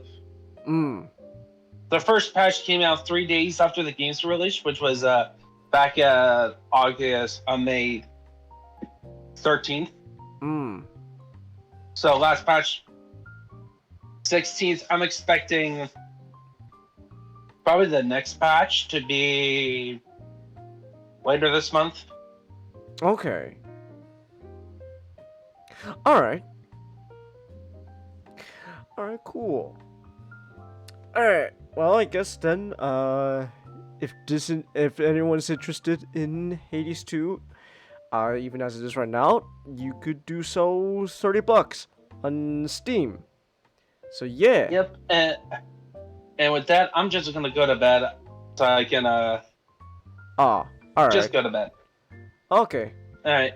Have a good night, guys. Have a good night, buddy.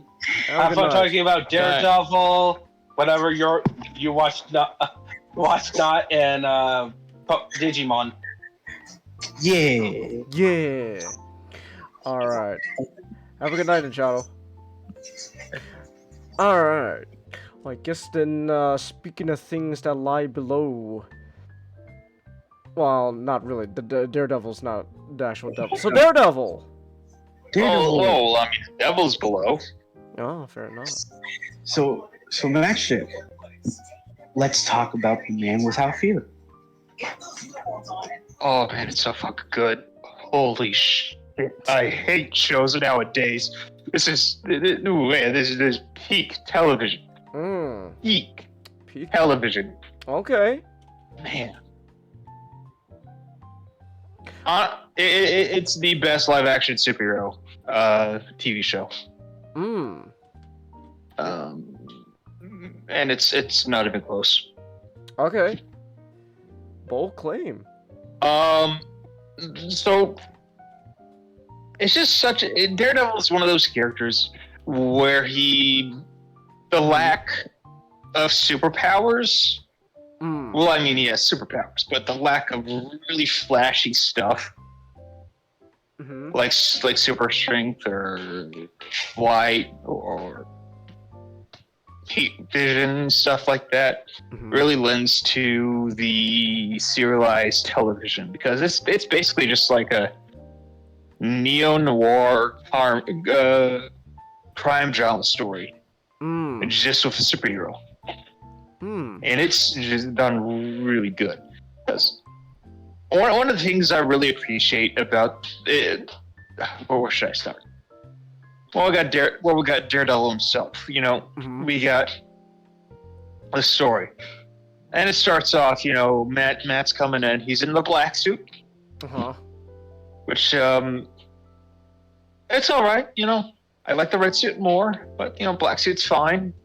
But he's in the black suit. He's going in. He's coming in. He's beating. It's kind of based off of the original Daredevil, the Man Without Fear storyline, which is a retelling of his origin. But we get to his origin. The first two episodes are kind of the introduction. It explores. Well, I mean, it does. It opens up on the part where he saves an old man and gets chemicals in his eyes, radioactive and stuff like that. Yeah. You're gonna say something now? I was just gonna say, you know how like earlier in the week, you were talking about how like it's like it's a shame that now we are able to get like Wolverine in the yellow costume. I wish that they did have a mention to the yellow costume before She-Hulk.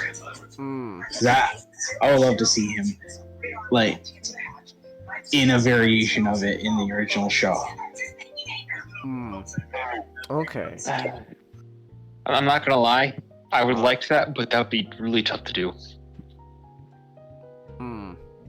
But it's I like it, but it's yellow. It's bright yellow, man. It's you don't like the yellow Daredevil suit? No, it's just like it's kind of it'll kind of take you out of it, I guess, for like a show like this, a superhero coming in with like bright buttery yellow. Okay, like it clashes with the tone. I think so. Yes.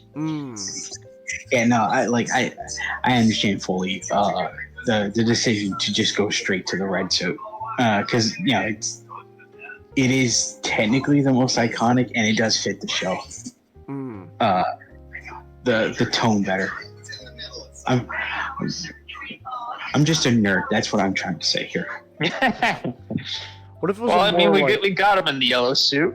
I hear it's the best episode of the She-Hulk show as well. So there we go with that. What if it was a more like muted yellow? It's still gonna be really hard, man. It's still gonna be hard. Okay. Like, I like the red suit they brought in there, but I still feel like it could have been done better. Though it has grown on me throughout the years. Like it's still really fun to just see us, Okay. The Matt in the red suit. Okay. Yeah. But we get the origin. It's the first shot, and in the first episodes, it goes in. A lot of the episodes in the show, not all of them, but a lot of them, will go from juxtaposition from flashback to flash forward to I'm back again. And first episode introduces us. We get Matt, we get Foggy, we get all the crime stuff going on. We don't get Kingpin yet. It's a little bit down the line. We'll get him later. But we get is like all the big gangsters, the Russians, Japs, Chinese. All right. Corrupt businessmen. All right. One of them is technically a character from the comics called the Owl. The Owl? The Owl. Huh. I mean, only technically, because they use his name. Oh, okay. Okay. But we also get like the first case for Matt and Foggy, Nelson and Murdoch, attorneys at law, where they defending Karen Page from a. I mean, we all know it. It's a. She got a framed for murder. Okay. And they solve it. I will not be too particular on that, but a few of the episodes have cases that just relate to that episode. And then episode 2 is it's a very, very slow episode where half of it is devoted just to setting up the flashback and how his dad dies. Spoilers for like a 60-year-old comic book backstory. Alright. I Um, mean, at this point, like, it's kind of a staple. If you're a superhero, someone in your family's gonna die.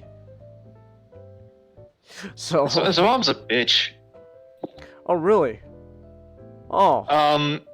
Like we don't get to meet her until season 3, but she runs off to become a nun and just abandons Matt. Oh, wow. Okay. Wait, did she become a nun after she ran away?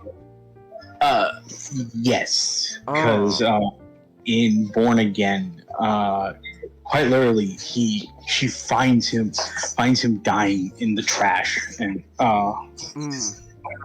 and brings him back to like a mission to heal him. So like she's still a bitch, but like at least Frank Miller redeemed her in a way. Okay, all right. Like dick move, abandoning your blind, fatherless son. Wow. Well, like I get becoming a nun, you know, like serving God, you know, but you know, you have some other responsibilities to take care of her first.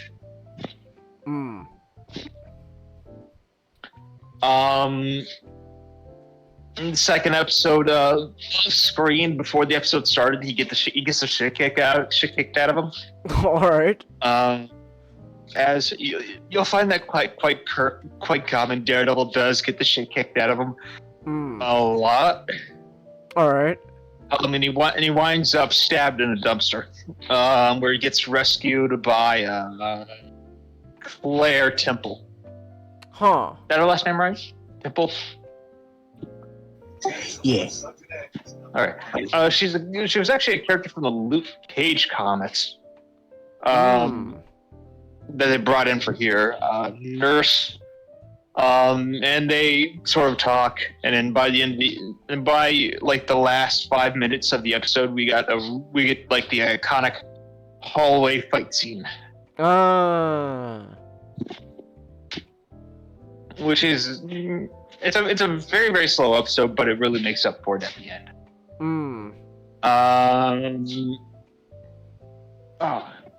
Well, that's the general plot. Okay. So, where should I start? I think I won't go too much into character and stuff like that because I do want to watch over the rest of the series with my dad. All so right. I think I'll skim that a little bit. But it's just so well done. Like the acting is great. The cinematography, it's nothing. It's not the craziest thing in the world, but what they do with it is very simple and very effective. I think they shoot on location. Is that right? Oh, okay. I gotta double check because I want to agree with you, but it feels like they shoot on location because this has just. It has detail and authenticity just written all over it. Like they got like such detailed environments. Yeah, they did get to shoot in Brooklyn and Long Island. So yeah. Nice. Very cool. Yeah. Excuse me. The fighting is rough and brutal, and I love how you can see, like, when you know Matt's using his radar vision, he has such spatial awareness. Like he has such ability to hit to use precision. Like he could take down just a room full of like 10 guys because they're having a really hard time hitting him. Because whenever they do it, he just clocks him in the face. Yeah, another guy tries to swing and then Matt, uses his radar vision. He knows where everything's going and just hits that guy in the face. It's really cool to look and see. Hey, so how do they portray? I want real quick. Do they show how do they portray his what do you call it? They Like do his, it once like his in the hearing- entire show. Really? Radar Just visions. once. Well, radar sense. It's nothing you really need to spam all the time because it's like as Mashik said, the best thing about the character is he has a power that doesn't need to be explained as much. So I remembering the Ben Affleck Daredevil movie, like there was like a lot of times where they're like, showing like, oh my gosh, look at how far like his like radar or vision goes. Whoa, he could sense things a mile away. I kind of like that in the Ben Affleck movie because I think, well, I don't think they should. I don't know if they spammed it, but I've seen like clips of it on YouTube, and I think it looks pretty cool. When they did it there, I do like the effect a little bit better in that movie because well, movie's gonna have like more budget for effects than a TV show. So. Yeah. When they do it in the TV show, it's kind of like a weird, to quote the TV show, "World on Fire" kind of effect, which is, I guess, kind of thematic to Daredevil, World on Fire kind of thing. Okay. But I do kind of like the classic radar vision more from that movie.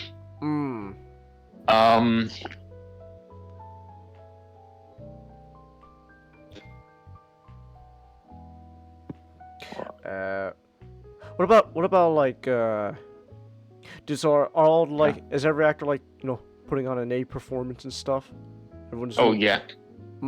But I think every actor is doing the best they can with the role, and the role is written very well. The writing's tight. When it wants to be funny, it's funny. When it wants to be serious, it's serious, and it wants to be, making you anxious. You're on your toes.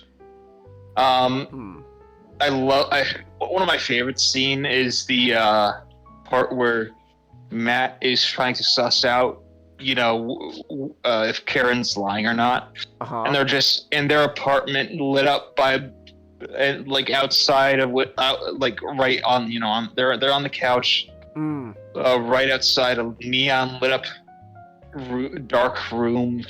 And you just go, Matt's asking his questions, very logical, very smart, and then Karen's making a reply, and she starts lying, and it's slowly, you hear her heart, you start hearing the heartbeat starts. It starts focusing on Matt. You can see your reflection in his glasses, and you can start hearing her heartbeat, like starting to go really fast because she's doing some stupid shit and lying. And it's just such a wonderfully well done scene. Like the film, like this is just such cinema quality.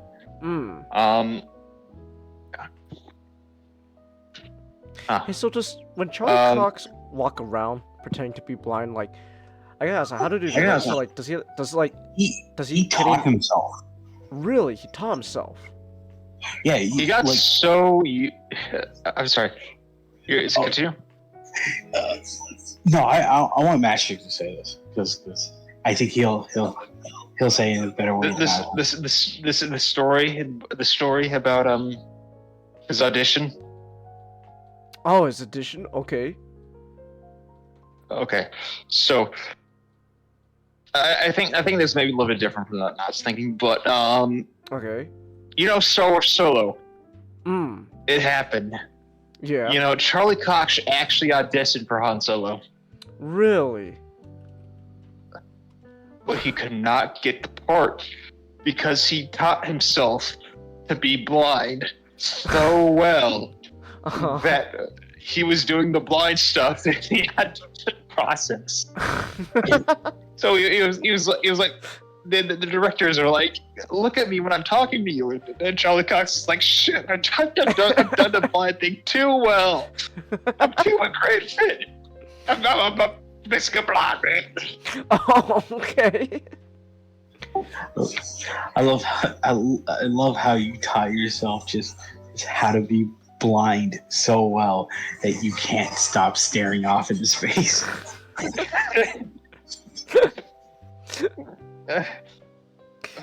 See, he went from being blind to being autistic, you know. See, I see. Like I was saying, like they could probably like just cheese like he's wearing his shades, but like like the shades aren't see through, like, and so that way he can't. Unlike like a one-sided mirror sort of thing, lenses, like he can't see anything. But they do both. They do both. Oh. Yeah, when he's Matt, obviously, like Matt Murdock in the comics is always wearing his red shades. So like he will just like he will be talking to someone, but he won't actually be staring at them because he knows they're there, but it's just he doesn't give himself away. Yeah, he doesn't ever like to give himself away as Murdoch, so he'll just be staring at a wall, or like in the genuine in the general direction of someone, but like slightly off center to be like yeah, like I'm hearing you, but like I don't see you, quote unquote. Okay. You know when he starts talking, he kind of points his head in their direction to his ears to that way. One of the scenes is like they're buying the office, and and the chick showing them around is like she tries to shake his hand, and he's like just standing there, and then she's like, oh, there's something else. But then she tries to curtsy, and he was like, he's just still standing there, just looking at her. Well, not looking at her, looking in space. And then Foggy's like, she just curtsied. It was adorable. Does that mean to quote Foggy, quoting the real estate lady, she kind of told me that you might like her. She might have just told me that blind people are God's mistake. Oh. Yeah, but you were about to say something? I was just gonna ask. It was kind of a silly question. Like, if Charlie Cox taught himself to be blind, and did he also teach himself how to read Braille, or did he just only teach himself how to be blind? It would be really cool if he taught himself Braille. So, like, he's so dedicated to the character, he teaches himself to read Braille as well. Imagine you're a blind person, and you come in and you don't even know that Charlie Cox is a teacher at a Braille class. you get Daredevil. Yeah. Hey. Okay, actually, here's a question. Actually, genuine question. Why did Stan make Daredevil blind?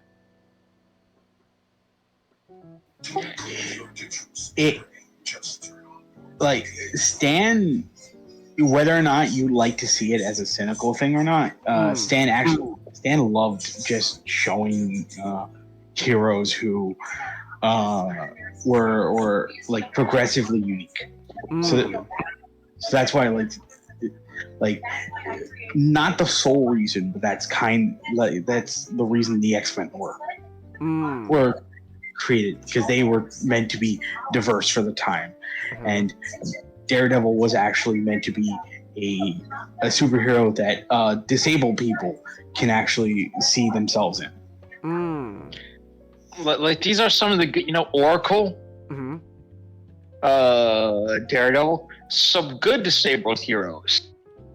And then we go to like that one thing Serena posted where it's like this multiverse spider chick and with like the crutches zipping around, and like, no, she's swinging nobody around. cares. That this kind of cringe. She's swinging around with crutches. Like something, one of those like weird Spider-Verse characters is like zipping around with crutches. And I'm like, this is fucking retarded. That's a very excuse me, paid retarded. That's a very interesting idea. I'm gonna swing around with my crutches. It's worse than I'm making it out to be. Okay. I think there is a Spider-Girl in the comics who has a false leg. Okay.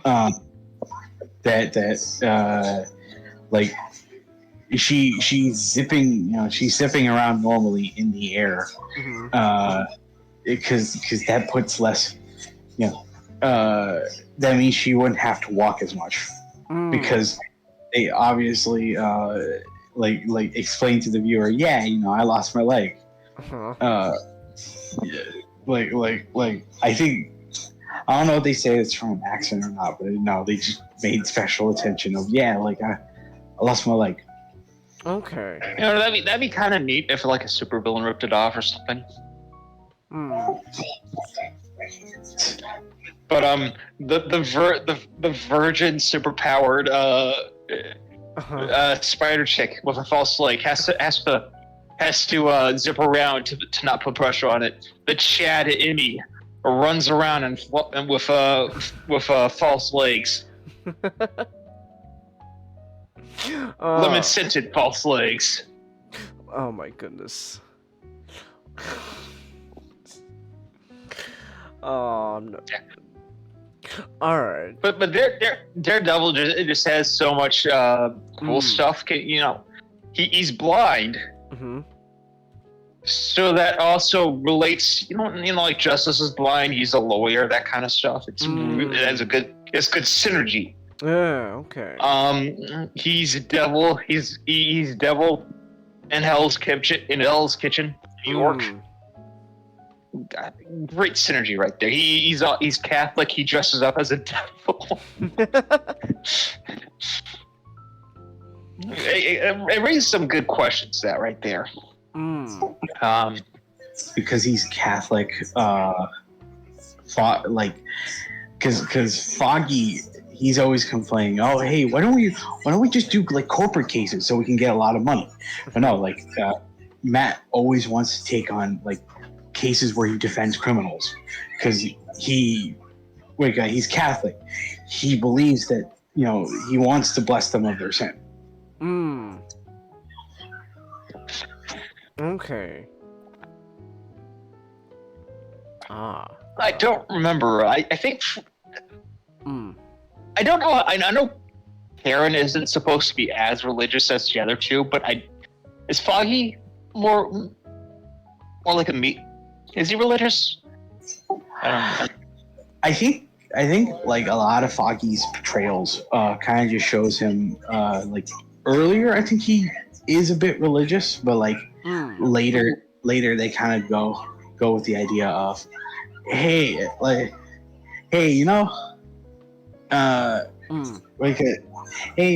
Matt, I don't subscribe to it, but I think Catholicism's pretty cool, man.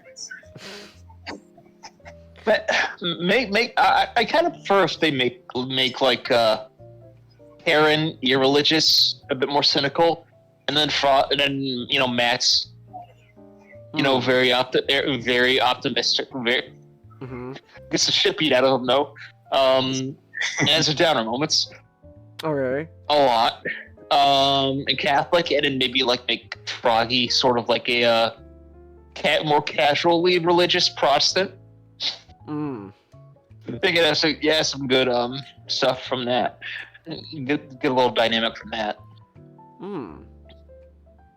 All right.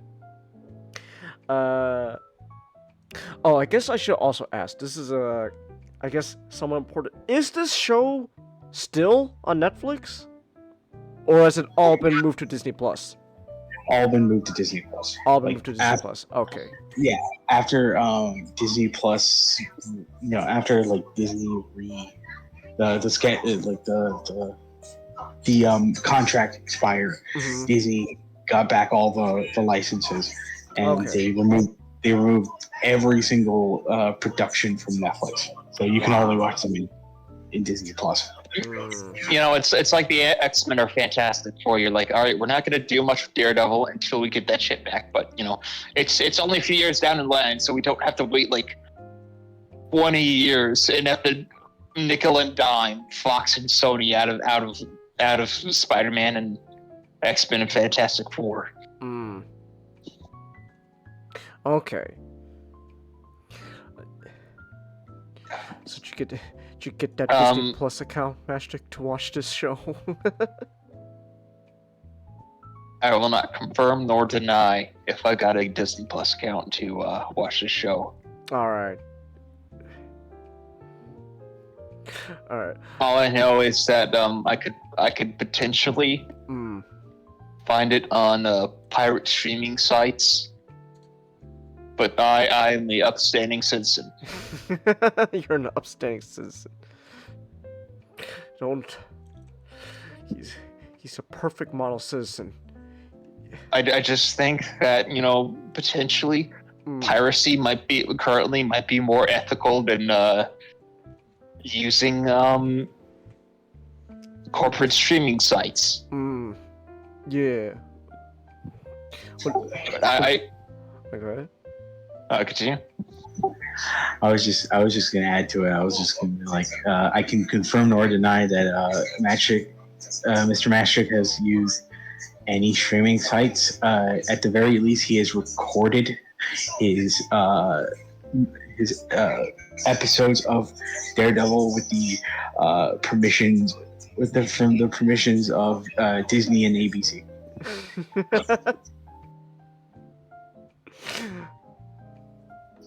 Alright.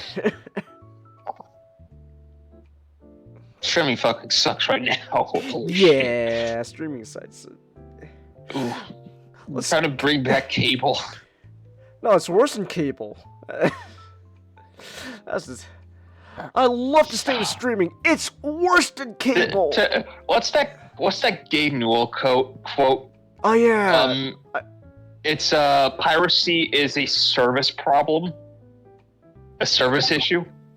Yeah, like if you want to fight against piracy, make a better service.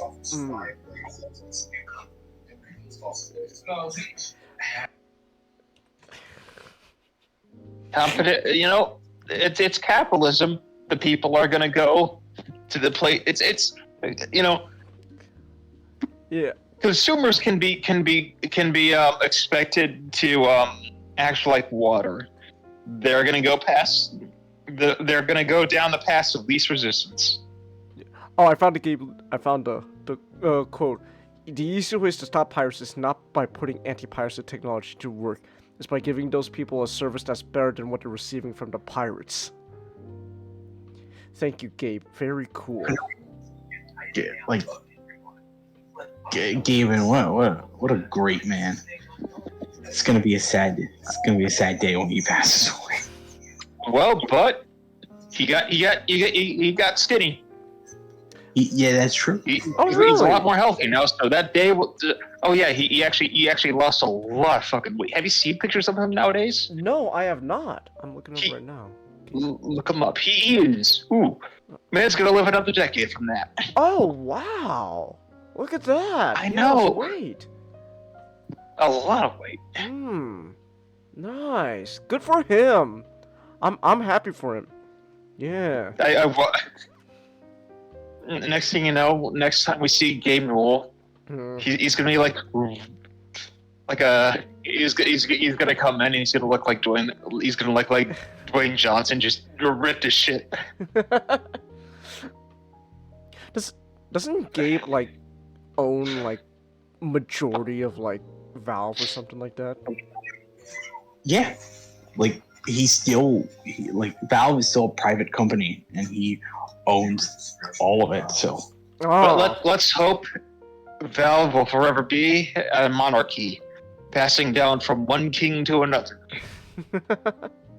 and I hope it's king by a moral sense, not like a dictatorial sense.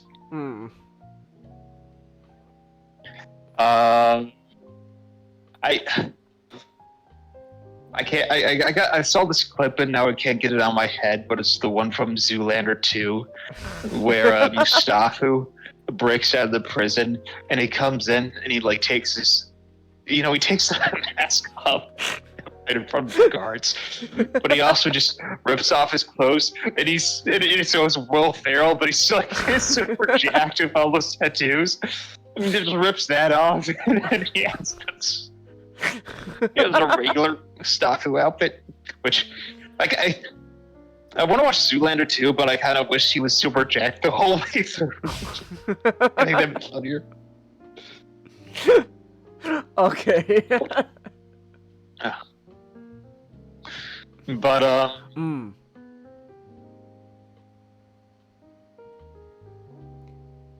I can't say too much about the music. I really like the intro theme, but it's not really a grabbing part of the experience. Okay. But it's not bad, so it does its job. All right. You like Chingiz, you heard John Pisana compose music. He recently did it with Kingdom. Oh. Okay. Yeah, the intro theme is really good though. It's sort of a city coming into existence from blood drops. Oh, cool. Yeah. I miss when shows had title sequences like that.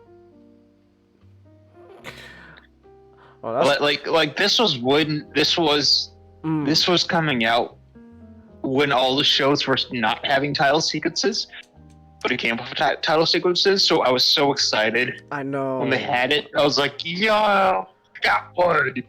Let's go!" And all the other Netflix shows have really cool title sequences. Like Jessica Jones is like this pastel painting sort of look. Luke Cage, it's showing him, but it's like showing his body, but it's like they have like lights, they're showing like projections of Harlem street names and stuff like that on his body. Oh, okay. And then Iron Fist is like the CGI dude doing martial arts, and then Defenders is like, I don't really remember Defenders, and then Punisher, it's just a showcase of a whole bunch of guns.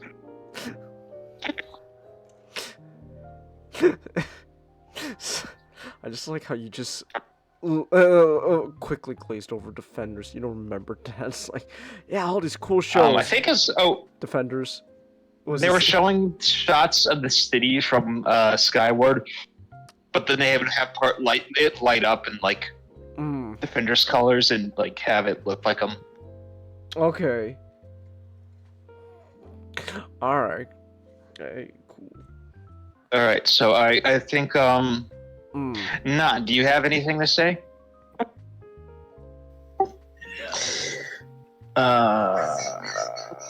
I mean, I can repeat what you said. It's just like the show's great. Like, Daredevil's one of my favorite superheroes. So, it's awesome that like he is the one who gets to have the best TV show, like American superhero TV show of all time. This is not a question. This is not figuratively like. Yeah, this is the best TV show. This is like exclamation point. This is the best live action superhero show ever made. Okay. Nice. It has yet to be surpassed. Do you think anything comes close though? In terms of animated stuff, oh yeah, like tons of stuff. But in terms of live action, yeah, like it is maybe Jessica Jones season 1 for like Marvel stuff. Okay. I remember Jessica Jones season 1 being really good, but I know Jessica Jones kind of went down after season 1. Oh. But Daredevil, all 3 seasons of Daredevil is all peak. Season 2 is kind of a little bit wavy, but okay. It's still very good. What do you think would be able to compete with Daredevil? Not. Not a lot of things are coming to mind because I really liked season 1 of Punisher, but Yeah. season 1 of Punisher to me cannot it cannot move past his appearance in Daredevil season 2. Really? It kind of is a sequel to the Daredevil season 2. I mean, it is basically just a direct sequel to Daredevil season 2. So you're saying kind of goes off the. Oh, no, go ahead. Huh? No. What were you saying? Daredevil the most disappointing thing I've ever experienced from these Marvel shows was when Jigsaw removed his mask, and he looked so fucking disappointing. He's still the fucking pretty boy looking. Now he's just had those fucking like a few scars here and there. Like, I want Jigsaw to be ugly as a son of a bitch. All right. All right, I'm gonna show you the Jigsaw. I'm gonna look him up. Yeah. Jigsaw Punisher season 2. Like, I was so disappointed. All right. I should probably look. Up. Okay. Wait. I was just saying I should probably look at what Jigsaw looks like in the comics. Here's what he looks like in season 2. Okay. All right. Just a second. I'm gonna show you what he looks like at Punisher Warzone. All right. Cool.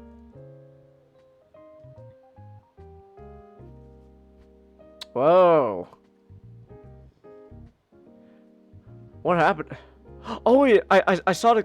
Oh wait, is this the guy from the clip I saw where he got his face shoved in a bunch of glass? Yes. Wow. Yeah. You got off pretty well for a face full of glass. That scene was fucking brutal. I love that scene. It was like, ooh, that fucking hurt. Yeah, so I'm looking at him. I'm looking at that season 2 picture. Wow, you got off pretty well for a face full of glass there. I know. I was so disappointed. Okay. And then you look at Punisher Warzone and you're like, man, they look so fucking ugly. Warzone. Yeah, okay. Alright. Yeah, he looks really... He looks... Yeah, he just looks really fucked... The other pictures usually... He looks fucked up, but in a good way. It's like, ooh. Yeah. I want to mention really quick because we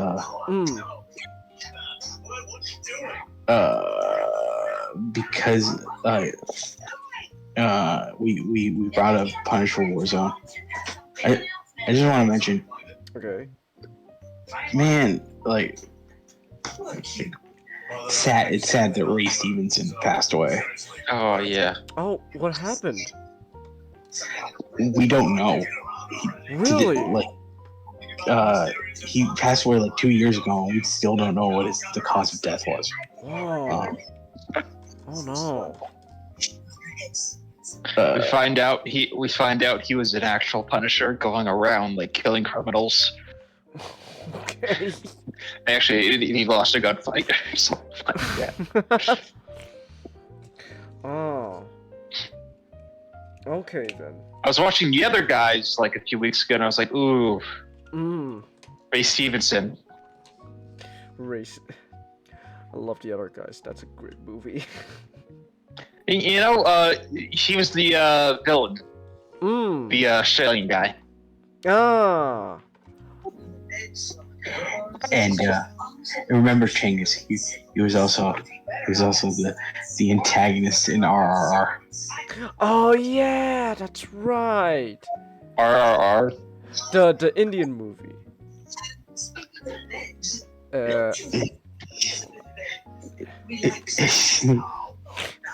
He was the. He also plays one of the two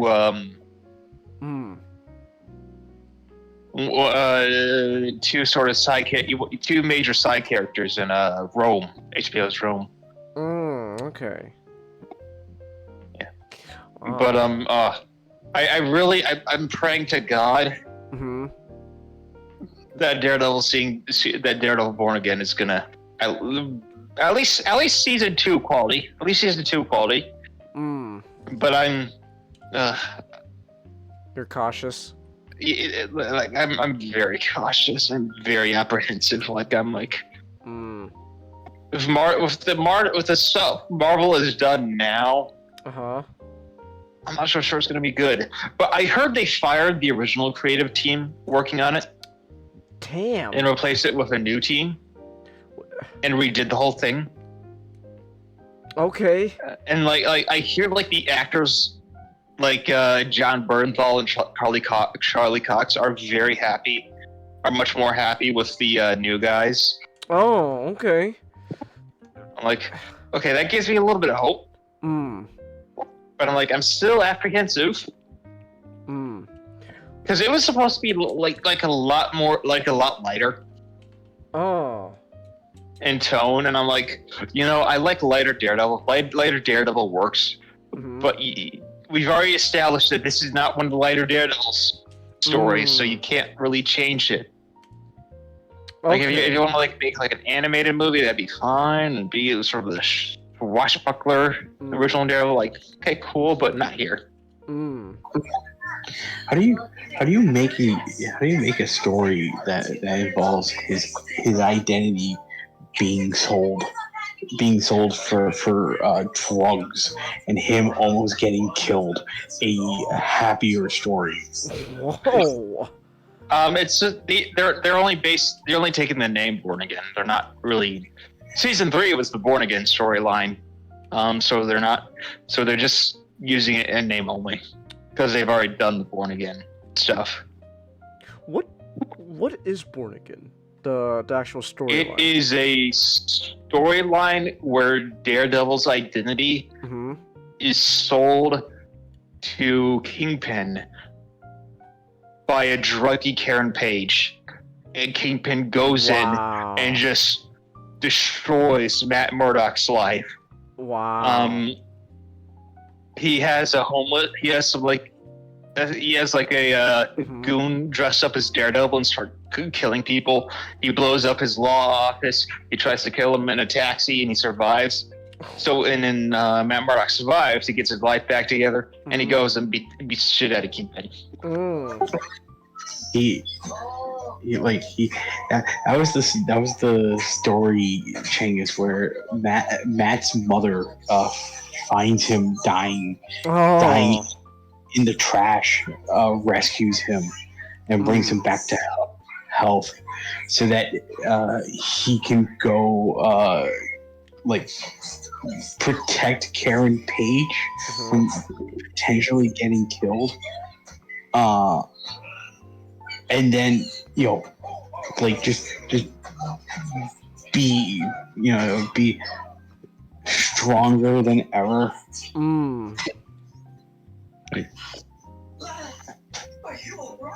Okay. Yeah, and you get a few. The first part of it and the last part of it are kind of a little bit sort of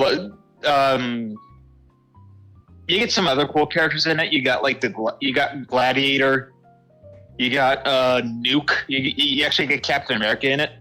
Oh. Okay. I didn't know Captain America. During the last part of the story, Genghis, essentially, Matt because he no longer has an office. He's now like a fry cook. He and Karen got back together. And he's now working as a fry cook. As a last effort, Kingpin sends Nuke to go in and just kill everyone, and just go in finally kill Matt Murdock. The Avengers come in to subdue him, and then Captain America notices Matt, and he basically just goes, "It's great to see you back, Matt." And then I think either him or like Matt already got the costume, but that was when he repaired his costume and he went out. And then he had a little Daredevil Captain America team up at the end. Oh, that's cool. Which you don't usually see, so it's nice to have that. But Nuke does not show up, and he shows up in Jessica Jones. Oh, okay. He's very different in Jessica Jones, because in Born Again, he's a crazy, psychotic, druggy, like super drugged out. He uses like pills. To become a super soldier. And he has like the American flag tattooed on his face. And he goes out with like this giant Rambo gun, and he just fucking kills everybody. Oh, okay. Wow. Interesting. Here, I'll look up Nuke.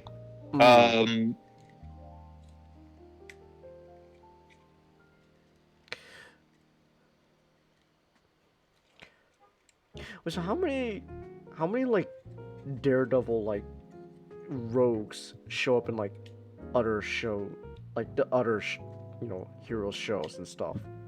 You said like Nuke was like in Jessica Jones.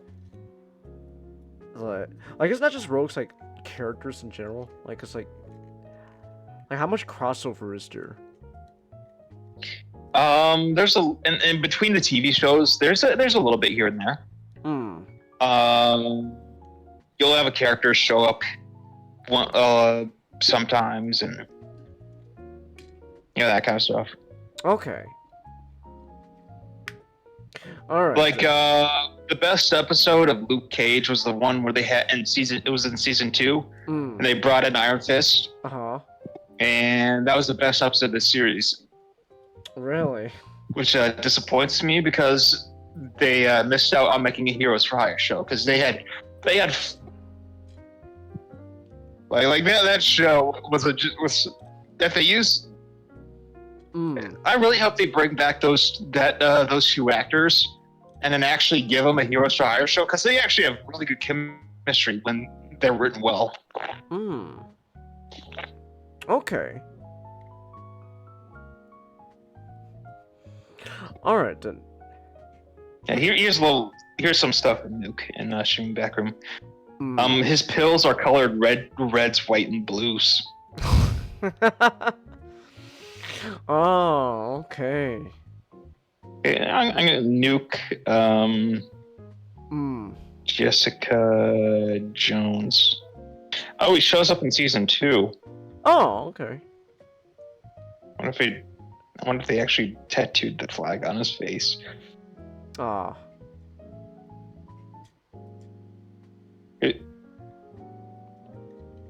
I thought he died in season 1. Oh. Okay.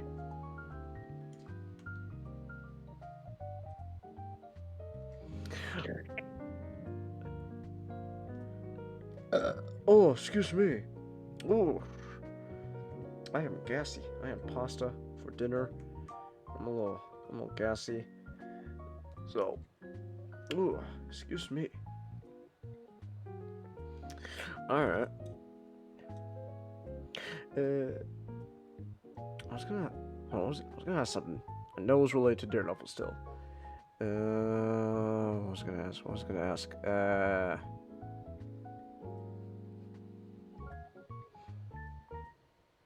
Damn it! Left my mind. I don't know anymore. So forget whatever I was gonna ask. It don't matter. It don't matter. Nothing matters.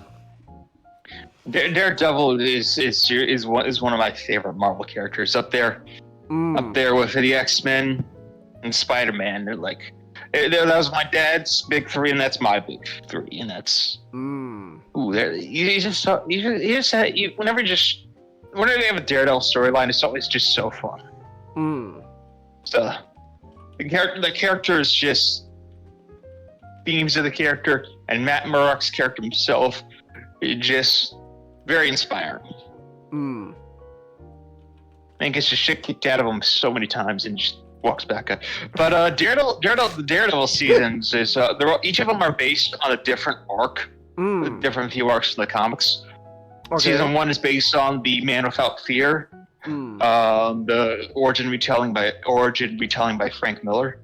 Season 2 is based on Daredevil versus the Punisher, and the Elektra stuff. And then season 3 is based off of Born Again. All right, cool. I would assume that they would change. That would continue on into the new Daredevil show, into the new show. But I don't really know what arc they would be using. I know they're gonna have Bullseye as a villain. They're gonna bring on the Punisher, so I guess I'm gonna Bullseye and Punisher. Okay. Hey, cool. Bullseye. All right. I'm assuming I'm gonna assume, but I might as well ask anyways. You would say this is a good show for like people to get introduced to like the character Daredevil. Watch it. Watch it. It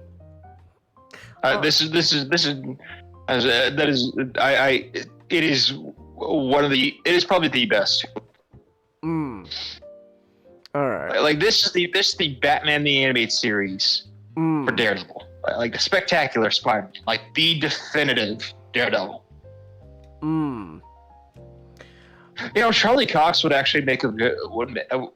I think if he had some good direction, he would make it. He would be a very. I think his voice is iconic enough for that he would just be a really good Daredevil voice actor as well. All right. Yeah. Gotti. That's my last final thoughts. Do you have any not?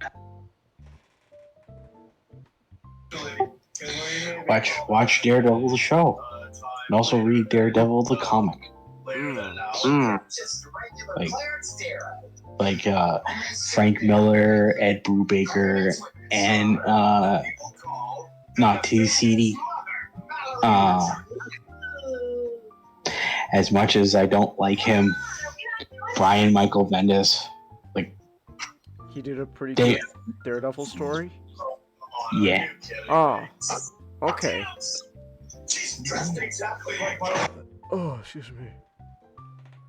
All right then. All right. Well, there you go. What's Nick telling me? Oh, he and his friend are watching the last season of Transformers Animated. Okay, you do that, Nick. You watched the last season of Transformers Animated. Well, he's doing that. Changa should be watching the first season of Daredevil. You know what? I will. I'm watching also all sorts of stuff at the same time. I'm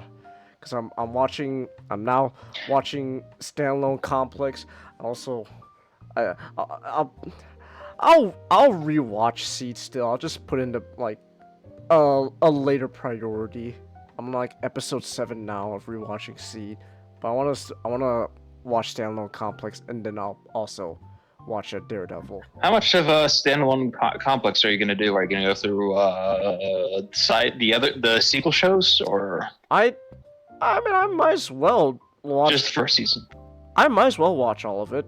Like I'll go through like the first season, talk about it, and then I'll go like the other stuff.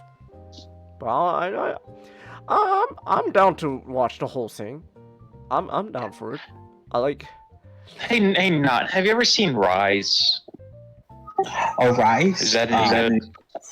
Yeah. Like I really liked. From what I really. Like I seen a Rise like a few years ago, and I really liked it. What's a Rise? It's another kind of version of Ghost in the Shell. Like it's much different to the movie and Standalone Complex. It is another reboot. Okay. Hmm. Interesting. From what I know, it's a bit of a prequel kind of thing, like the origins of Section 9. Oh. Okay. Interesting. You know, speaking of stuff that's not Daredevil, how about we go on to Knott's topic? Right. I do want to mention. I want to mention because if you like Teenage Mutant Ninja Turtles, read Daredevil because yeah. Because he is the man responsible for bringing us the heroes in a half shell. That's right. They were supposed to be a parody of Daredevil. That's right. Yeah. Okay, there you go. You want? It's like Ninja Turtles. All right. That alone is funny because Ninja Turtles is supposed to be a parody of Daredevil, and then now Ninja Turtles has evolved to its own thing and such a brighter tone of a franchise.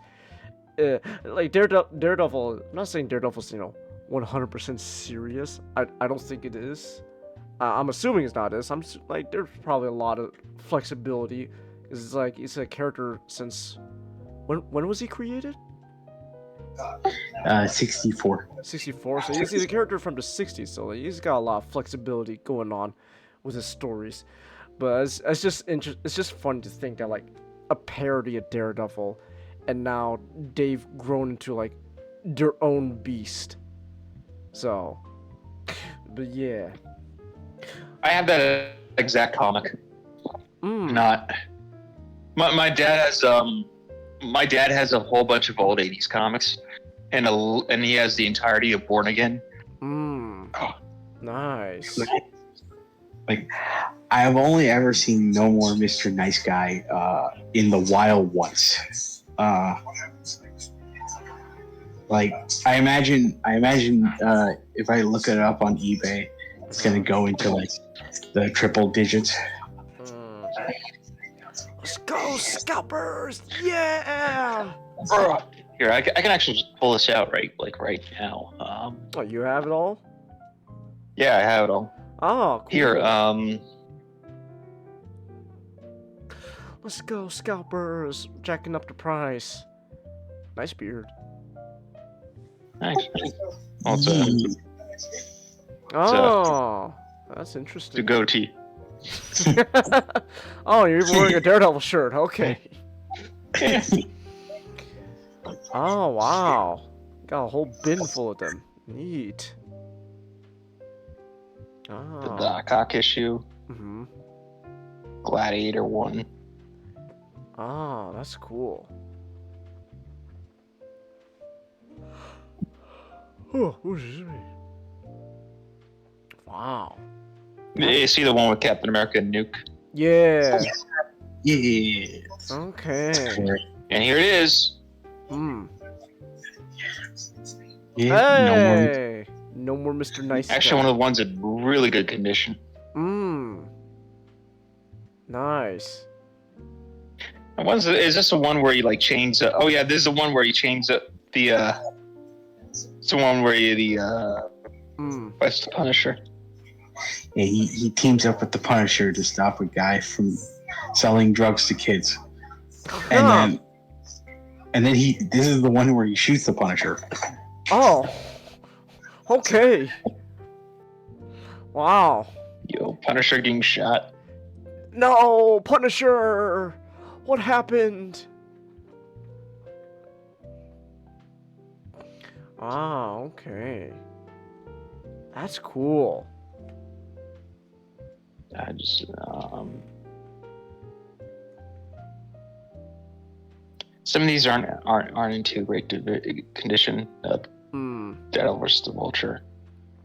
You fought the Vulture? A few of my own Robin comics that I bought. Ah. Nice. West Coast Avengers. Oh, okay, cool. I don't know, some of these Marvel Universe character things. Ah. X-Men. Uncanny X-Men. Spider-Man. A lot of Spider-Man. Mm. Power Pack. Superman, let's go. More Spider-Man. Oh, that's cool.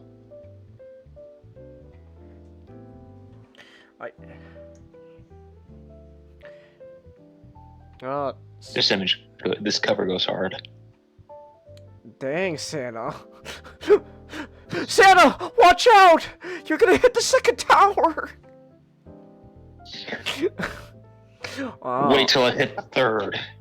Wait till I hit the third.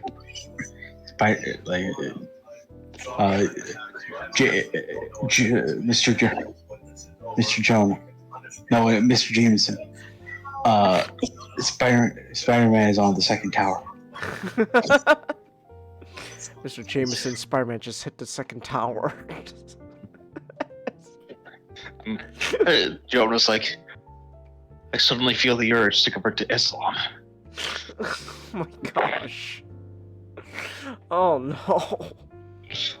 Wow. You know, if they can do it, I'm going to Mecca. I'm going to Mecca just to spite Spider-Man. Alright. Alright. What time is it? It's 10:16 my time. Alright, so we should we're like almost 3 hours into this podcast and we got like 2 more topics to go.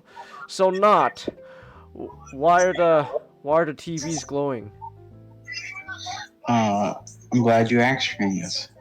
So just for, like, not recently, but like like sometime like 2 weeks ago, I watched James Schrodenberg's I Saw the TV Glow. Okay. And it is a 2024 psychological horror drama. That is about Justice Smith, the kid from Detective Pikachu. Yes, Chelsea, not just said it. This the same guy from Detective Pikachu. And Bridget Lundy Payne, who is one of like Bill and Ted's daughters. Come on, Archer. You can run. Yeah, he was Ted's daughter. Oh, okay. Yeah, he's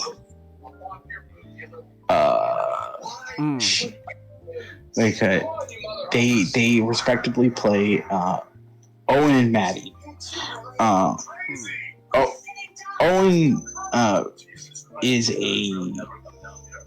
Owen very much is an awkward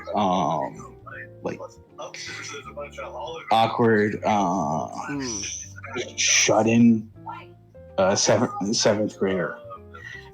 During a school function, he gets to meet Maddie, who herself is kind of a shut-in, but that just comes down to she's more of a she more doesn't like a lot of people. You know, she's that like bad girl sort of thing. Okay. And being like two grades apart from each other, they kind of bond over the fact that they don't really have other friends, and also just from a television show that Maddie loves that Owen is actually interested in, referred to as the Pink Opaque, which the Pink Opaque is a combination of like Canadian horror shows like Are You Afraid of the Dark, and by extension Goosebumps. and Buffy the Vampire Slayer is about like two teenage girls who share a psychic connection, having to fight essentially like an eldritch tokusatsu villain. Because his name is Mr. Melancholy. His face looks like the moon, and all of his henchmen are big scary monsters that chase after depressed children.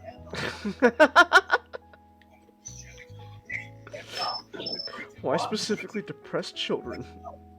Because Mr. Melancholy needs to steal the hearts from, like, I think in Maddie described, he needs to steal the hearts of 100 depressed children so that he can create the endless night. Okay. So as they're as throughout, as the years go by, they first meet each other in '96. So this entire movie kind of just feels like a feels like a 2000s, is a very much a if you were like child during the 2000s type of movie. Okay. So as they both age together and they both obsess over this show, Maddie goes missing. And as Maddie goes missing, the Pink Opaque gets canceled. And that is when Owen loses all grip of reality. Oh. Okay. Yeah. Wait.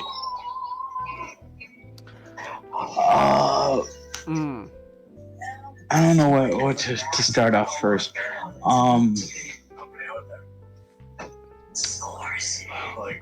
This is a movie that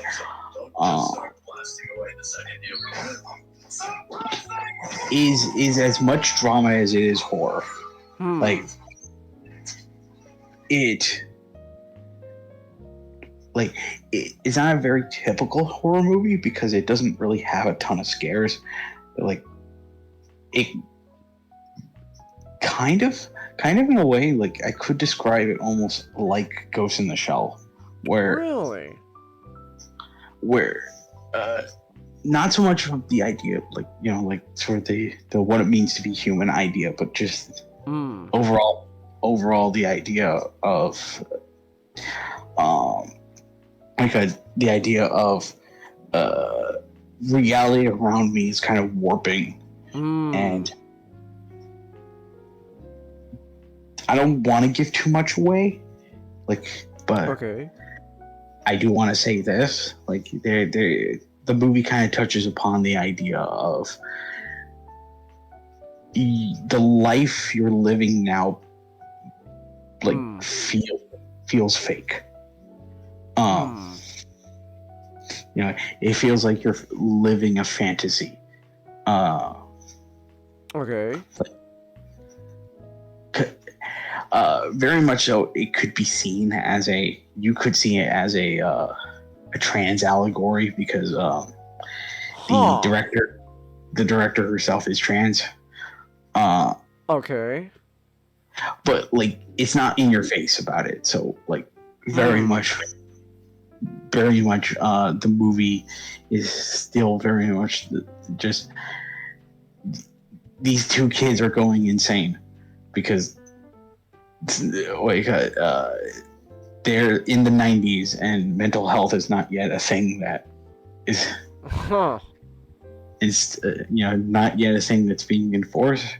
So their only coping mechanism was a television show that's now canceled. And so it's not a traditional horror movie in the sense of where you're gonna get a lot of scares. That's not what the movie shoots for. There are tons of scenes where like it does screw with you. Mm-hmm. In a it has a much like Ghost in the Shell, it has a very slow pace to it. So if you are someone who doesn't like like something with a slow burn, you're probably gonna think this movie is boring. But I just thought like this. I think like subconsciously, I just think this movie is scary conceptually, because it is playing around with the idea, of what I said before, like reality not really being like you losing in touch with your reality, and the main character Owen, like potentially like seeing their best friend go mad, and he's also going mad because he doesn't even know if Maddie is telling him the truth or not. He doesn't know if Maddie is just gone crazy because it's the only way that she can cope with it all, or Maddie is just sane and he's the one in denial.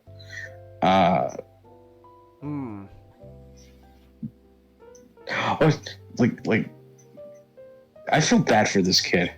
This kid is going.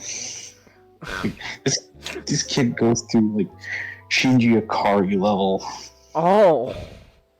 Of okay. Of self-doubt and like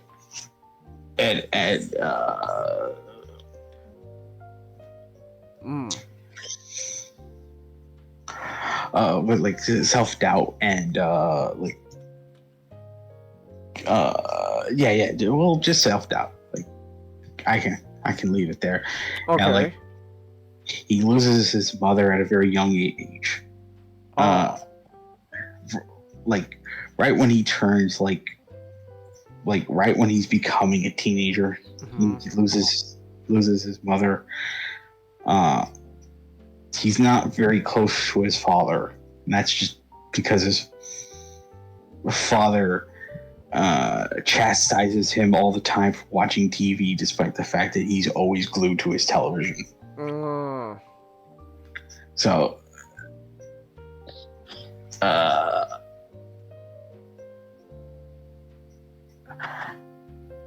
I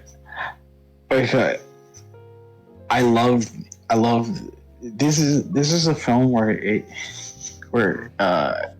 like it's made with a lot of love, because whenever they go into like they show like the pink opaque, it feels like a Goosebumps episode, but then in the middle it turns into like a tokusatsu version of Buffy, because every monster is this practical effect, like a Pennywise looking thing that like it Maddie basically tells Owen when he was interested in the show, oh yeah, like the show is like, the show is for like older kids because they're the only ones who can handle it. It's these scary ass motherfuckers coming out. It's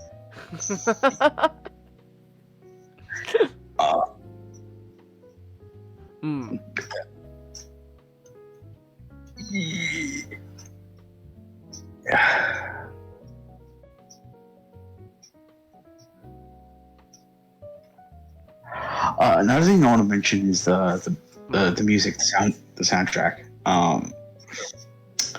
This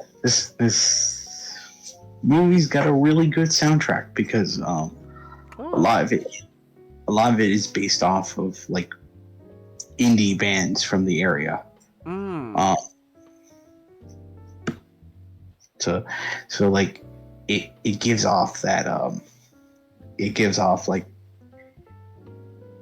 like very intentionally it gives off a Twin Peaks vibe, but also if Nick was here, he'd understand what I say, but like it gives off a vibe of Night in the Woods.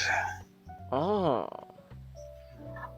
like the very indie music, and also the fact that like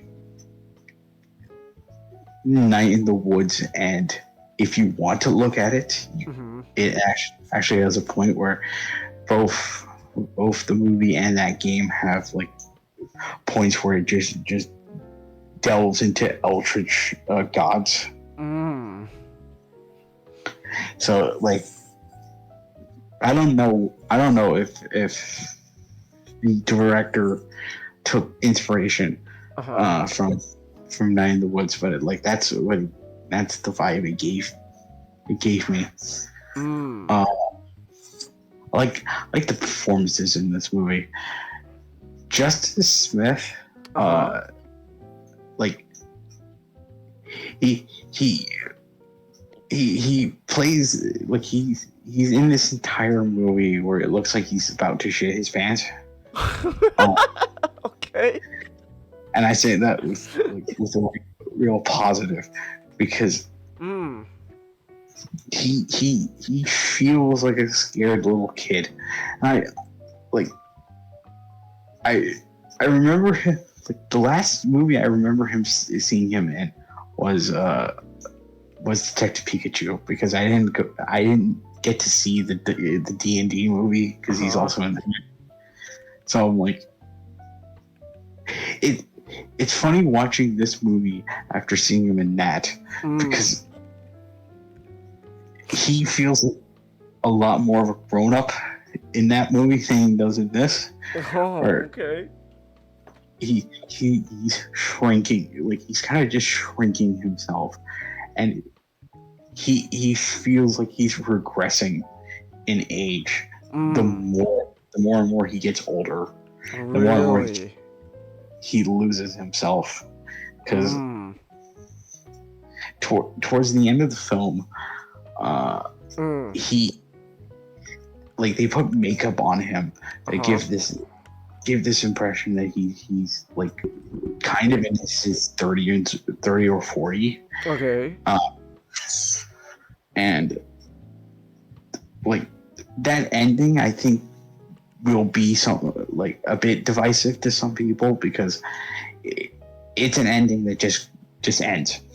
Okay. One of the best scenes happens towards the end. But it does just end. Okay.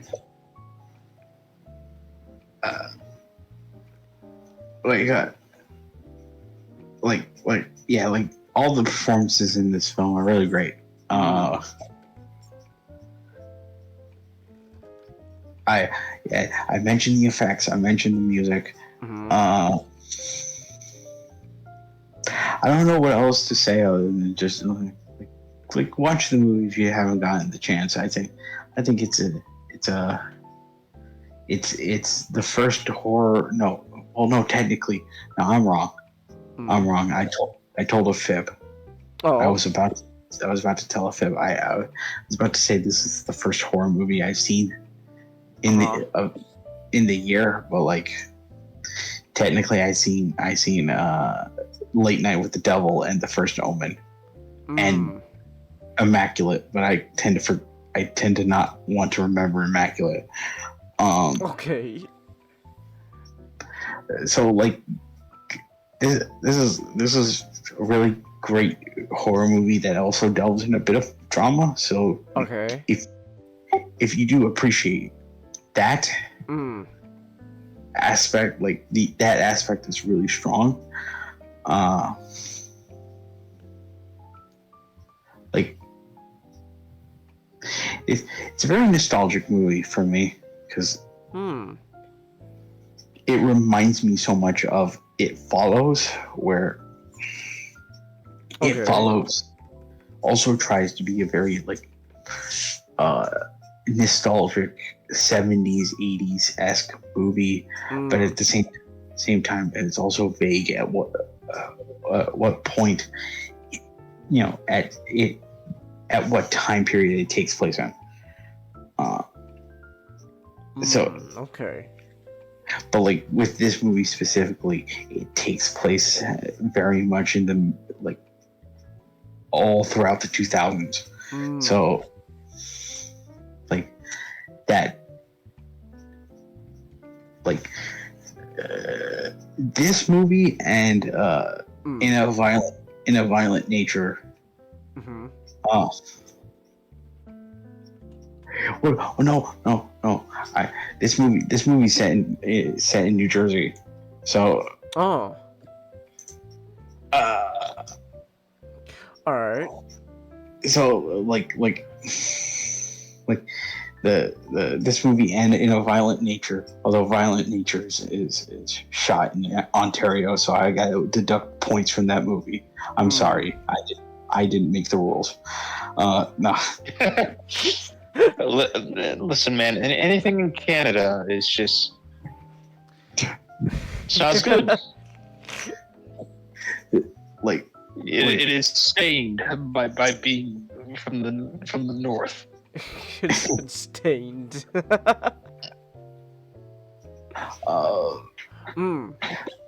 I miss the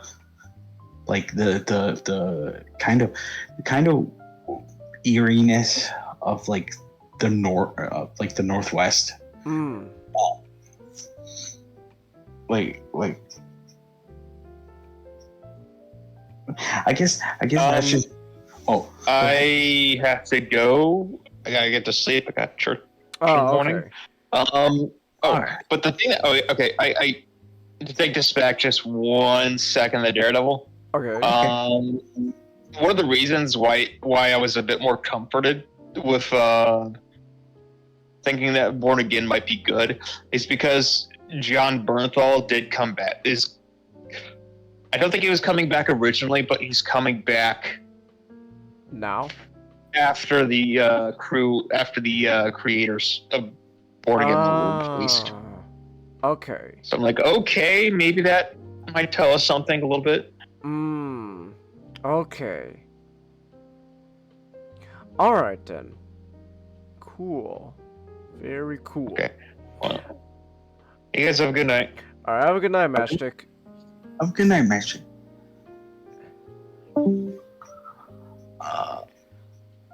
Like, yeah, like I just like the woods. Like this small town woodland effect. I always love it. Like, you know, Twin Peaks is my favorite television show, kind of, because the woods is often portrayed as terrifying, but like in great pieces of media, it's also kind of just shown as just being weirdly cozy and weirdly it feels like home to me, and that's what makes me terrified, and also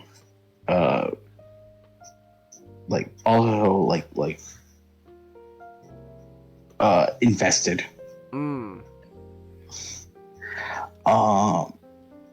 Yeah, I recommend I Saw the TV Glow.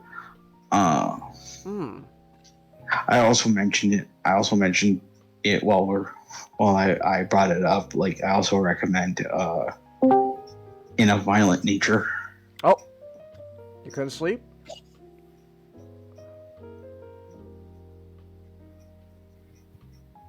Matchstick? Breaking news. Okay.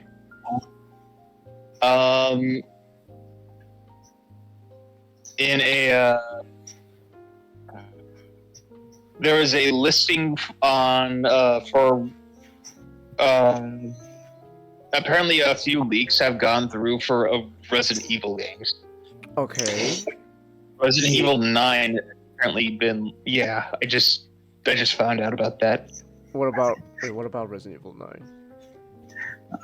We have a subtitle. It's called Revenant Shadows. Okay. And if what is being said is to be believed, it's gonna be a Leon game. Leon's back, baby! Yo! Oh, cool! Leon's back! Yeah! Which you know what that means? Hmm. Ada's gonna be back as well. Hmm. PS5 versions of Zero, Code of Rocket, and 5 are listed as well. Hmm. Okay. So yeah, we're possibly going to get a remake of Zero, 5, and Code Veronica. All right. I don't know. Code Veronica's like, it's the one that needs it the most, but I'm very nervous about it. Mainly because of, I mean, it's a Japanese, so they just might not care, but it has stuff that could delve into transgender, like the transgender crowd might like take an eye on this, and I'm like, okay, yeah, I don't really want to deal with that crap. Okay. It can go either two ways. Either they do stick as close to the original as possible, or they do a bit of an atlas and try to like obfuscate and like turn it into a new direction. Because they are worried about like the backlash it's going to get. Okay. I wouldn't blame them because I feel like they're gonna get shit either way for it. Okay. But Resident Evil line, let's go. Resident Evil 0, I feel like is such a weird one to do a remake for. Why? I know. Why is that? It's just kind of like a weird side. It's just kind of like a side story, like an unneeded story. Like it's just kind of all the games to get a remake. It's like, okay, you're doing this one. All right. I mean, I'm not opposed to it, but I'm like, it's just kind of a weird choice. Okay.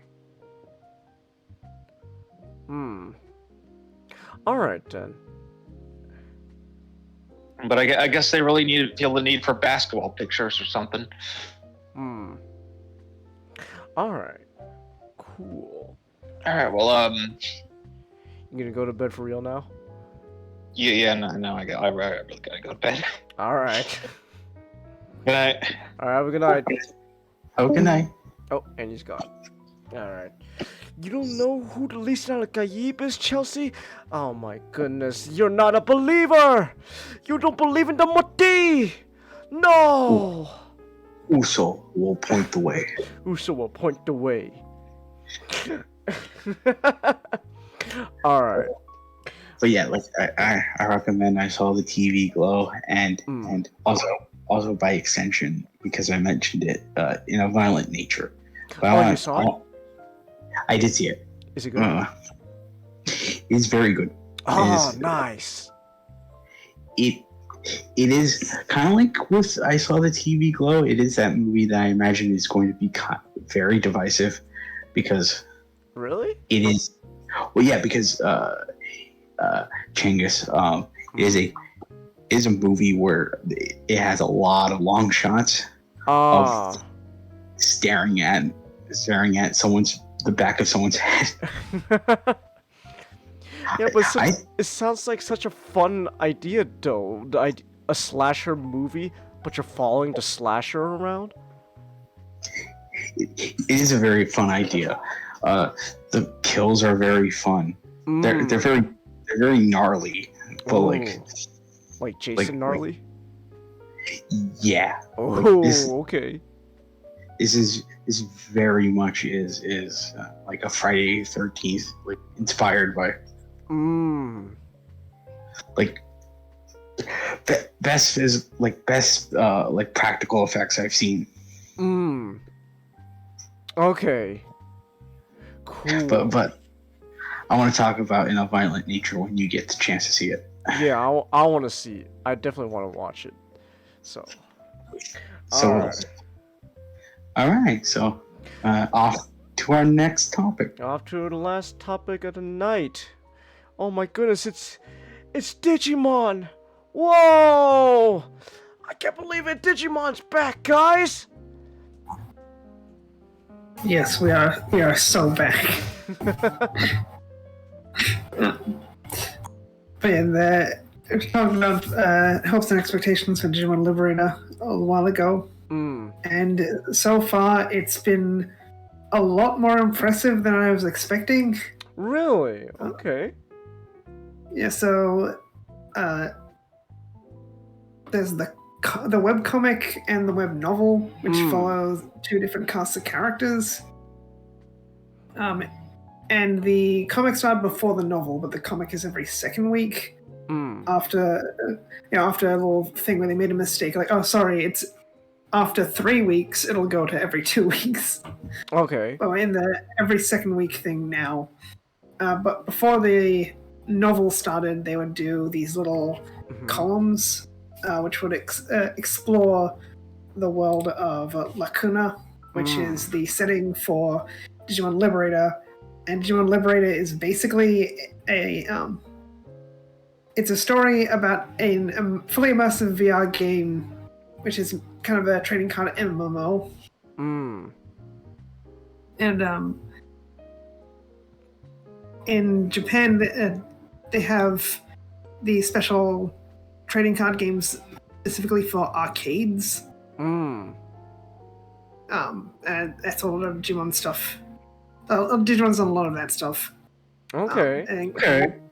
Dragon Ball Heroes is also a good example. So Digimon.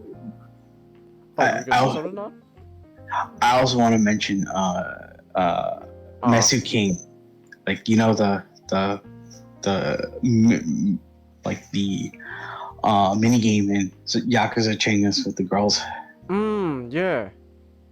Yeah, like that was sort of a joke made for the Yakuza games, like with them being girls, because it was based on an actual Sega arcade game where like there are regular bugs that are fighting each other, and you put down cards to and Dino King is also another where they do that, where they do the card system. Okay. Yes, like Digimon Liberator itself is technically an arcade game. So you go to the arcade, you get in these pods. Like, there are some arcade games like that. Like, the only one I really know of is an ODST game for Halo, which is you play as an ODST squad on the first Halo. So it's kind of like that, but then you're transferred into a virtual space. Kind of like exactly what you would expect it to be. Like, you're physically there. Okay. And so far with the comic, we've technically gotten 3 chapters, but the second chapter is a 2-parter. So we got the rest of Chapter 0, because I was one of the few people who remembered we only got a preview of Chapter 0, and then they got the rest later.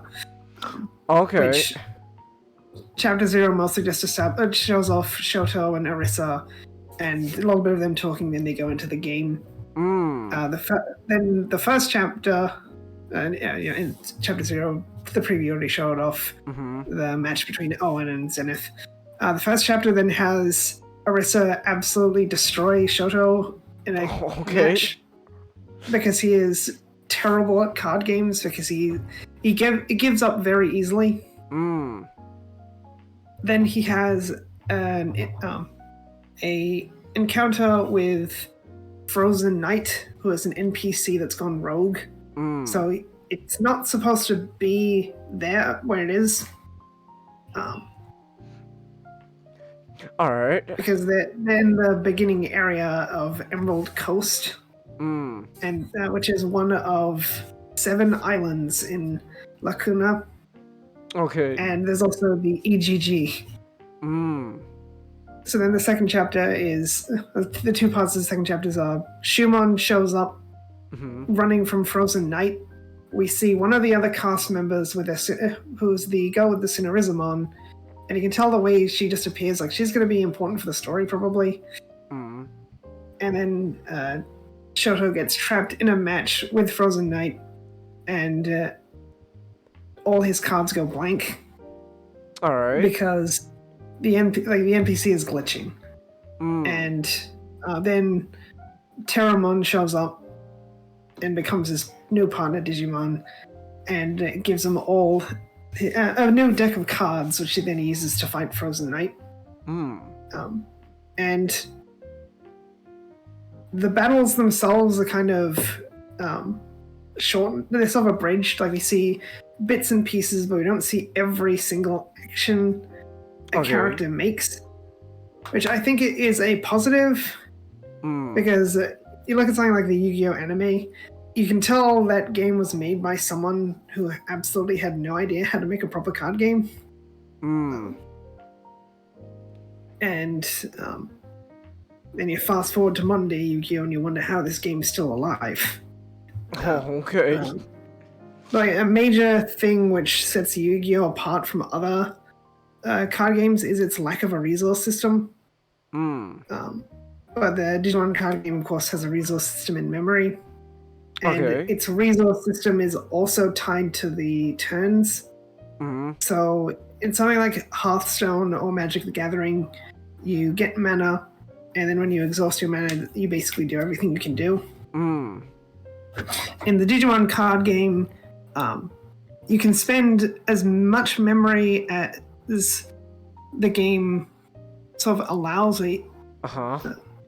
But it depends on where the memory counter is. So if you have 4 memory, you can spend 14, but then it'll swap over to your opponent's turn and they will have 10 memory. And I've managed to play a couple of games, the Digimon card game, because some guys finally released their simulator. And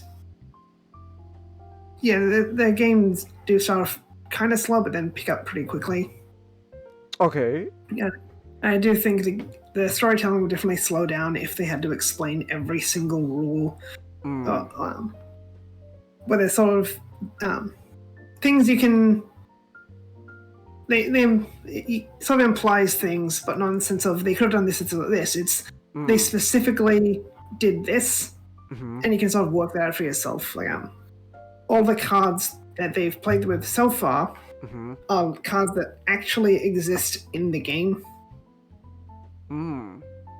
So they did the Digimon Liberator X set, which has Shoto and Arisa's cards, Yuki's cards from the novel, and Frozen Knight's Digimon. And there's things like Sorcerymon, which I think someone says a blocker.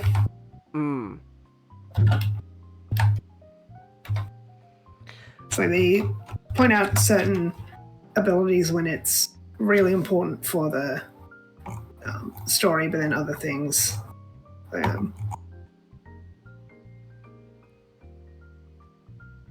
So like, you just look at the physical cards and can understand more of what's going on.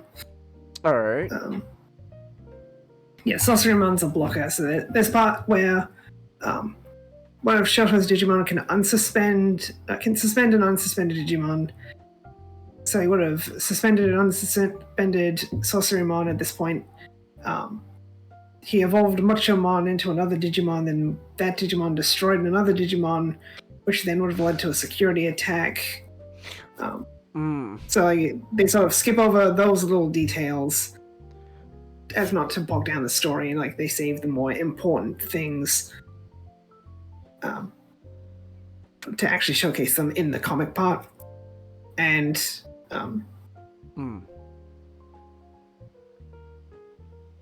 really enjoying the comic part so far, because they definitely seem to be setting up for things that they do intend to pay off later. Like it's something like Digimon Seekers. It's not that it overloaded you with unnecessary information. They just overloaded you with information they had no intention of actually exploring or utilizing. Okay. Because it's stuff like, okay, this should have been explored, but they never did. Like they treat the information as though it's important. Like that's why they're showing you it, and then it leads to nowhere. Like in early part of Seekers, AG gets on a train and he sees a bunch of mistreated Digimon who are cast aside by their owners once they failed at their tasks. And I'm thinking, like, is there going to be some exploration of AG's feelings about that, considering how until he met Lugamon, he had his own Tyrannomon that he was mistreating because he didn't know Digimon were really alive. No, they just never really acknowledge that at all. There's things like the Royal Knights, so we only see Omegamon, and they're tasked by whoever runs the digital world to keep out any and all data tainted by humans. Okay. Now, we never find out why they do that, because we never go to the digital world. There's things like Wall Slum is separated into districts, but they only ever really go to the one district. And Lugamon runs a district, and so does Dorumon and a Great King Scumon. But we don't know what it means to run a district. But Digimon Liberator is like presenting when in the story it's like this is clearly stuff that's going to be important later, and then more world-building stuff is primarily saved for the columns.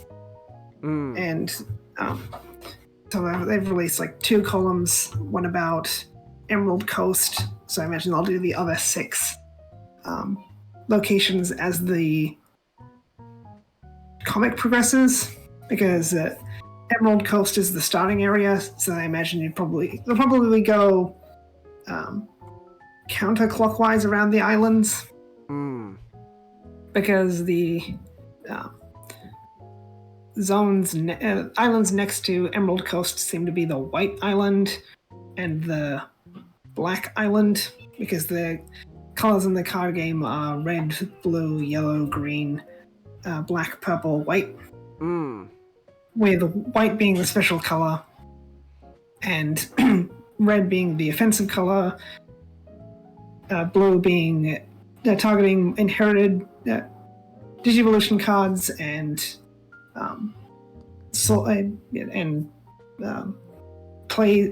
it targets Digivolution cards and plays out cards from Digivolution sources. Yellow is a lot about security, so that's your life system. Okay. It's like, green is mostly about suspending and unsuspending things and cheaper evolutions. Black is a bit more complex a color, where it's has the least concrete identity. And it's mostly a defensive color, but in a different way to yellow. Okay. And purple is mostly about the trash, and then white is whatever they want it to be. Because it's only for super special cards. All right. And on the novel side, we've had 4 chapters so far. the first one introduces us to Yuki and Impmon. All right. And unlike the comic, Yuki and Impmon have been partners for a while. Mm. And while it seems like Shoto and Arisa are probably going to play through Liberator as the game that it is, it's like Yuki is part of the debug team, where it's her job to deal with these rogue NPCs going around. Mm-hmm. And in the comic, we just know, like, okay, losing to this NPC is probably a bad thing. And then in the novel, it's told that if you lose to a bugged NPC, your account basically gets bricked. Oh. Lovely. So that's why it's a serious problem, and they've got to deal with them, along with wild Digimon like Terramon and Shumon, who don't have cards until they bond with their partners. And I like how we've got these things of, in the comic, we have people meeting their Digimon for the first time, but in the novel we have Digimon who are already like strongly bonded with their partners. And the novel starts with Yuki and Impmon having just lost a battle to an NPC that uses the Link Dragons, as people call them, which is the Metallicdramon and Volcanic Dramon lines, which were introduced for the Digimon card game Digimon Lynx. Digimon mobile game, Digimon Lynx. Hence why they're called the Lynx Dragons for the cards. Just not physically anywhere on the cards. And after having a match with the rogue NPC, Yuki and Impmon need to discuss their strategy, but Yuki's kind of a Genki girl. So she's more focused on trying to cheer Impmon up first, because she doesn't actually have a plan. Because their current deck is a Beelzebumon deck. And because Impmon's purple, the Beelzebumon deck mostly revolves around trashing your own deck and then getting effects for that. Alright. I actually versed a guy using a Beelzebumon deck, and he got a bit overzealous. And he trashed his entire deck and then surrendered because I had no security left. But he surrendered on my turn because if I ended my turn, he was going to deck out because he had no cards left.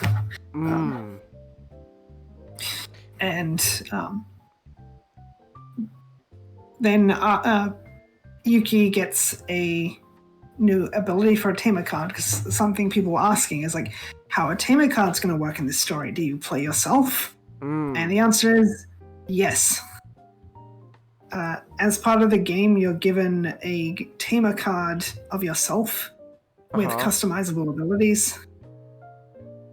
So Yuki's new ability targets Dark Dragons and Evil Dragons. And then she gets new Impmon evolutions, which were specifically made for this story. So I was right about Bellstarmon not being Impmon's evolution. He gets Punkmon, Loudmon, and Heavy Metal Dramon as his new evolutions, which are kind of the meme of "Don't look, it's too late, mother. I've seen everything." Just like Mega Dramon looking over at Beelzebumon, and because it's basically a redesign of the Groundmon line to be more punk and music themed, which Yuki doesn't mind because she's a dancer herself. And so people get very upset when the Digimon are revealed. Like, I've never seen people this upset. You should have been this upset when we got Big Ukamon, which was from the Not 02 movie they put out a little while ago, which is not actually about the 02 kids. It's about a new guy and his Digimon Ukamon, who then becomes Big Ukamon, which is just Ukamon but bigger and less details. And Yuki, Yuki's new. Yuki then takes her deck and changes it up to fit her new Impmon evolutions. So it's nice to see that aspect of a game, like characters changing up their cards. It'll be interesting to see if that's a regular thing going through the story, because in the comic, Shoto uses the cards from the Vortex Guardian or Guardian Vortex starter deck. And at the end of the latest chapter, his Zephargamon, which is Terramon's ultimate form card, goes gray. So I'm like, is that the card being unusable, or is it just the game is over so it goes gray? And I wonder if it becomes unusable, because then he's going to switch over to the X set cards. Okay. And what I do like so far is with the Terramon line, the Shumon line, the Impmon line, and the Funbeamon line, all are introducing these new mechanics or keywords to the game. So for Shoto's Bird Beatdown deck, there's a lot more emphasis on suspending and unsuspending. And there's additional effects from that. So Zephargamon can become immune to effects when a Digimon unsuspends. Shumon introduces the overclock keyword, which allows you to delete specified types of Digimon. So in her case, Puppet or Tilgans. And what's special about the overclock keyword is certain Digimon can unsuspend after attacking. With overclock, you don't suspend at all. Okay. So that allows you to get past certain effects that might trip you up when you suspend. And of course, then the Senjimon and whatnot will play at tokens as well, which are also useful cards to have. The Impmon thing, like Beelzebub's about trashing your cards from your deck. The Impmon, the new Impmon deck is more about trashing cards from your hand. Alright. So like you can still, if you have less cards in your hand, you can do certain things like evolving from trash and whatnot. And then, so the second part of the second Yuki chapter is just them fighting the linked dragons, and the comic physically shows off the cards. So you go into the novel itself and it'll display, like, here's the card, here's the ability and whatnot. Like, it's the actual thing they'll show off for advertising. And the comic also, the novel also shows off that members of the debug team have special items or something like that. Called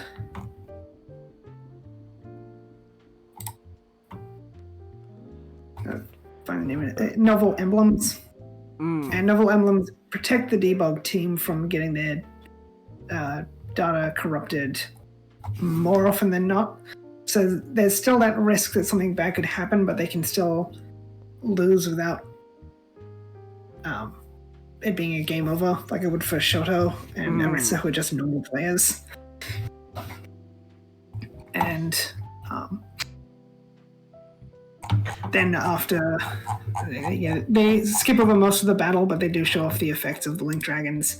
Then in the second two chapters, we're introduced to Winner, which is spelled W-I-N-R, as opposed to Winner, which is W-I-N-N-E-R. And the Japanese name is Saikyo. And see, people question, like, why is his name localized and the rest of the characters aren't? Like, because my guess is Saikyo is a play on Saikyo. And English speakers wouldn't get that. because the difference between Psycho and Psycho is the yo is it smaller in Psycho. So that changes the pronunciation of the key into kyo. But in Winner's name, they're all spelt normally. And of course, he's partnered to Funbimon. And so Funbimon's deck is about security cards, specifically placing them face up. Which Funbimon's a green-black deck. It's like not something you'd expect out of a green-black deck. But I think they went with green-black because those colors fit Funbimon. Because Funbimon is bee and wasp themed. But they're also, it evolves into cyborg Digimon. So cyborgs going black, bugs going green. And we also get 3 new Funbimon evolutions, which normally it becomes Waspmon, Kenbimon, Tiger Vespamon. So the new cards are Forge Beamon, Vespamon, and Queen Beamon. It's like I was expecting a Queen Beamon, but I wasn't expecting another 2 evolutions on top of that, so that's very exciting. When it comes to new Digimon designs, and mostly like Homer in the Ironic Hell thing with all the donuts. It's like, so you like Digimon, do ya? Like, well, I have all the Digimon in the world. Like, I don't understand. Pokemon fans cracked it after 15 years. I say 15 years because that's when Black and White released in America, which is full of very underappreciated designs. Alright. But what I like about the Funbimon evolutions is they still seem to sort of fit the aesthetic for the most part of the Royal Beast Digimon. Like Forge Beamon's kind of out there, but you'd expect that of a worker bee. Because Digimon Seekers added new evolutions for the Commandmon line, but they don't really fit the D Brigade aesthetic. Like High Commandmon looks fine enough, but the way it's drawn is like it's a very, you can tell it was a different artist. Okay. Kagudramon still has some aesthetics of the D Brigade, like its helmet is supposed to resemble Tankdramon's, but then it sort of has exposed bone and flesh, which the D Brigade is supposed to be pretty clean designs. And then Brigadedramon's just a Wargreymon Redux. And probably has, its art style is even more distinct from the rest of the D Brigade than High Commandmon is, and just feels kind of out of place most of the time. I like the designs, but like the Funbimon evolutions are definitely trying a lot harder to stay in line with the rest of their family. And the first Winner chapter is mostly Funbimon and Winner talking. Winner is an 11-year-old compared to Yuki, who's 19. But he's much more experienced with the card game and much more logical than the impulsive Yuki. So he's sort of Yuki's teacher. And really like the sort of dynamic Funbimon has with Winner, where Winner's pretty serious. While Funbimon's more motherly, like she even calls him Winnie all the time. It's like kind of distinct from Impmon and Yuki, where Impmon's a more serious, a little bit grouchy, while Yuki's a Genki girl, as I said. And while Yuki had already lost a battle to an NPC before her chapter started, this takes place after Yuki's chapters, and Winner had an encounter with an NPC and got his new Funbimon evolutions after an encounter with an NPC, much like Yuki did. But then his second chapter has him going up against an NPC, which is part of the game, so it's not a glitching NPC. And they're deck is focused around the Nature Spirit Digimon, which is one of the V-Pets, one of the Digimon Pendulum V-Pets. Specifically the Digimon Pendulum Color, because they have Tulolokmon, which was made for the Pendulum Color, and Eldoradimon. And like he's fighting the NPC because it defeated Yuki. Because Yuki, after getting her new cards and beating the NPC, rushed to fight Tulolokmon and lost. And Winner wants to basically get some attention by beating the Digimon that beat Yuki. It's like, because Winner's parents are kind of hands off and fighting all the time. Like, that's depressing.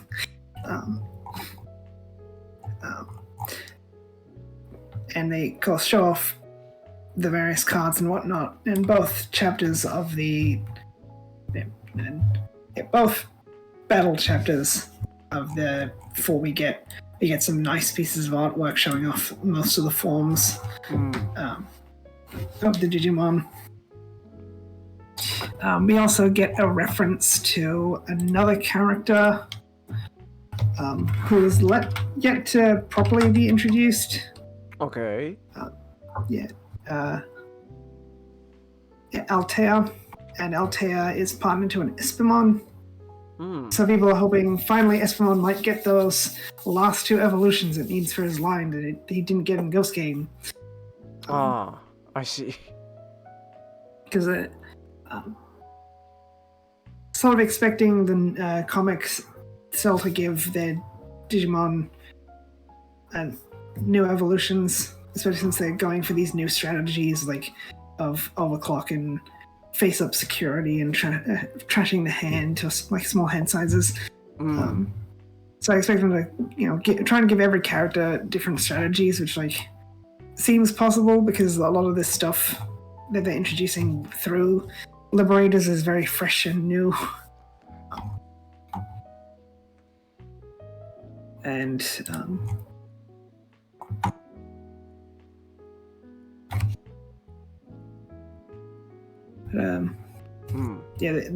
they even have on the website special relationship charts, which are only viewable on the Digimon Liberator website.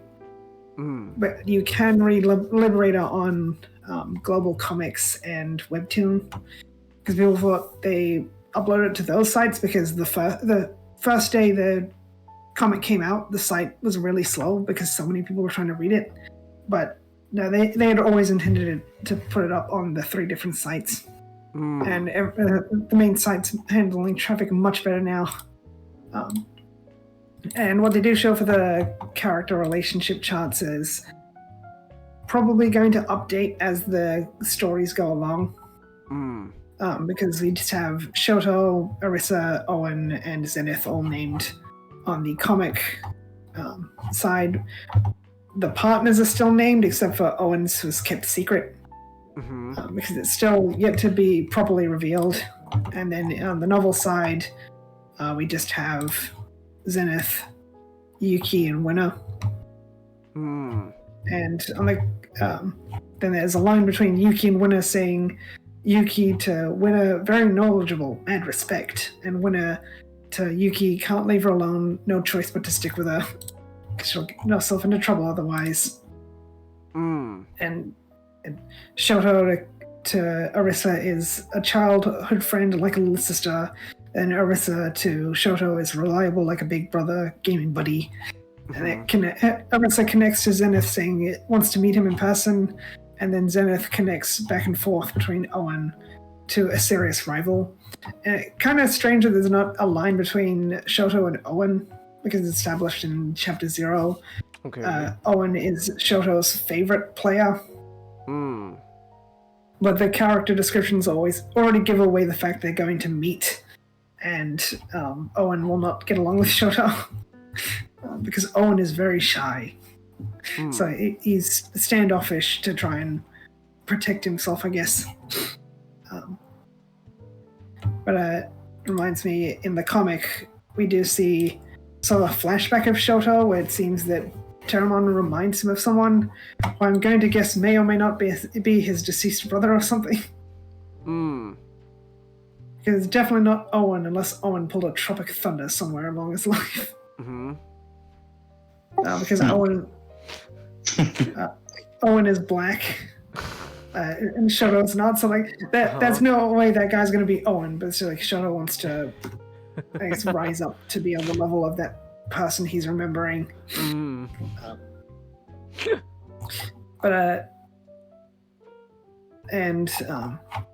So I got a chapter last Thursday for the comic. So this Thursday should be another chapter for the novels.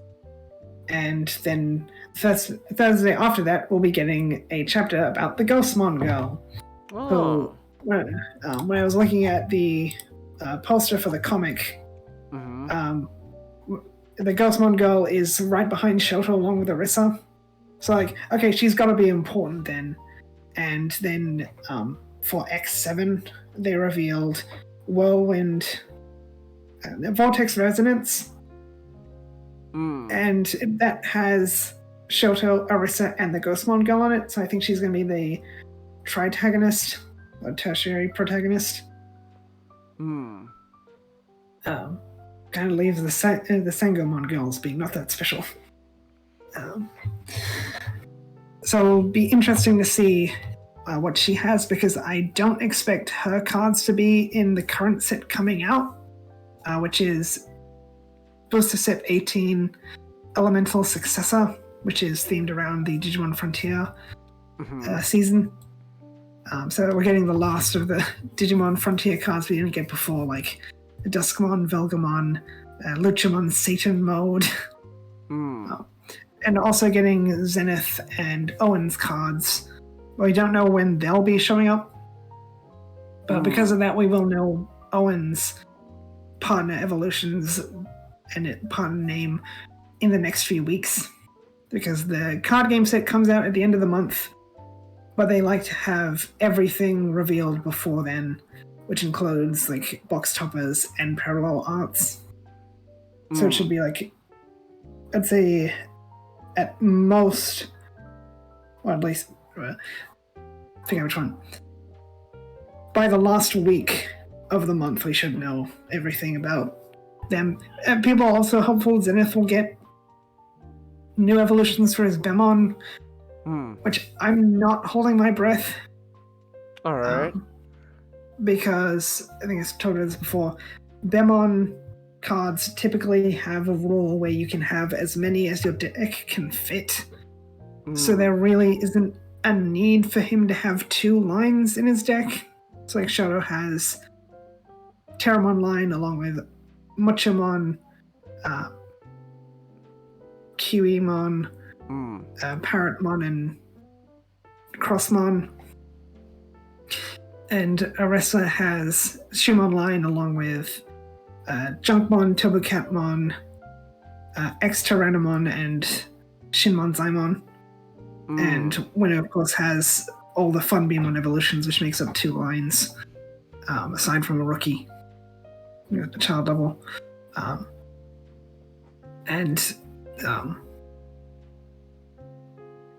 So it'd definitely be interesting to see what happens with the Ghostmon Girls chapter, because I'm definitely expecting at least one new evolution for the other characters. Maybe the comic they'll get 2 or 3. Maybe for the novel they'll get 1 or 2. Because for the Digimon Liberator X set, the only other cards that haven't shown up in the comic yet are the Three Musketeers and Lady Divimon and Lothmon X and cards related to the Three Musketeers. So they did things like Tankmon and Megadramon and Gigadramon and Sparamon, who are just support. Because I was wondering, like, is Rissa's first match going to be against the Three Musketeers? But then we see Ghostmon Girl. Like, is Ghostmon Girl going to fight Owen, or is she going to fight Zenith, or is she going to fight Arissa? So it'd definitely be interesting to see where that goes. But all in all, like, this is, just looking at Digimon Liberator, and like, I don't understand how people can say Bandai doesn't care about this franchise. Because like especially in the last few years, like I've been putting a lot of effort into Digimon stuff, and this is just like way more than I ever expected them to do for something like this. Like it's pretty clear that the team who work on Digimon, because Bandai doesn't run Digimon themselves, they have a team to do that for them, because it's a big enough franchise. They can do that. Like they definitely seem like they really care about this franchise. They definitely care more about this franchise than the people working on Pokemon care about Pokemon, if we're being honest. Wow. All right. But yeah, definitely. I think so far it's definitely worth a read because the English translation is pretty good. It's definitely not falling into the same trappings of LA Seekers. There are a couple of quirks with the translation. Like they refer to Forge-Beamon as Forager-Beamon. Okay. And I was rereading the story this morning, and they do misspell a word at one point in the novel. Like, it's, you know what they mean. Like, it's not a completely different word. It's one letter difference.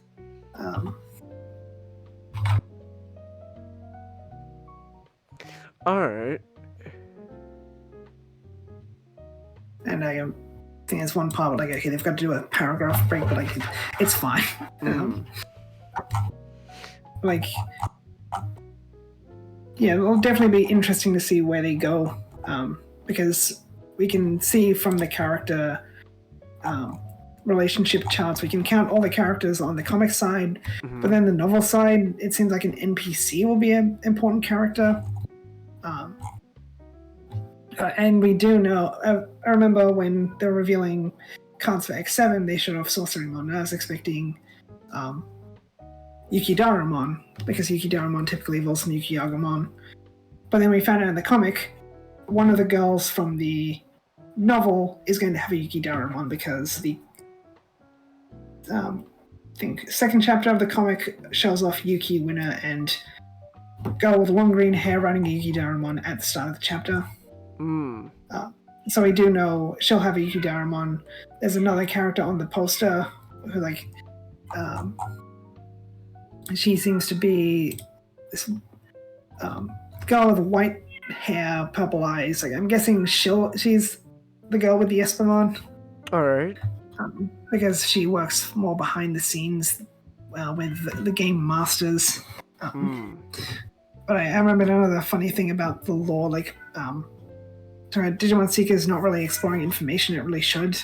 The Digimon Liberator seems to be a lot more thought out, because they say, like, these NPCs are run by AI, so you can ask them questions and they'll give you answers.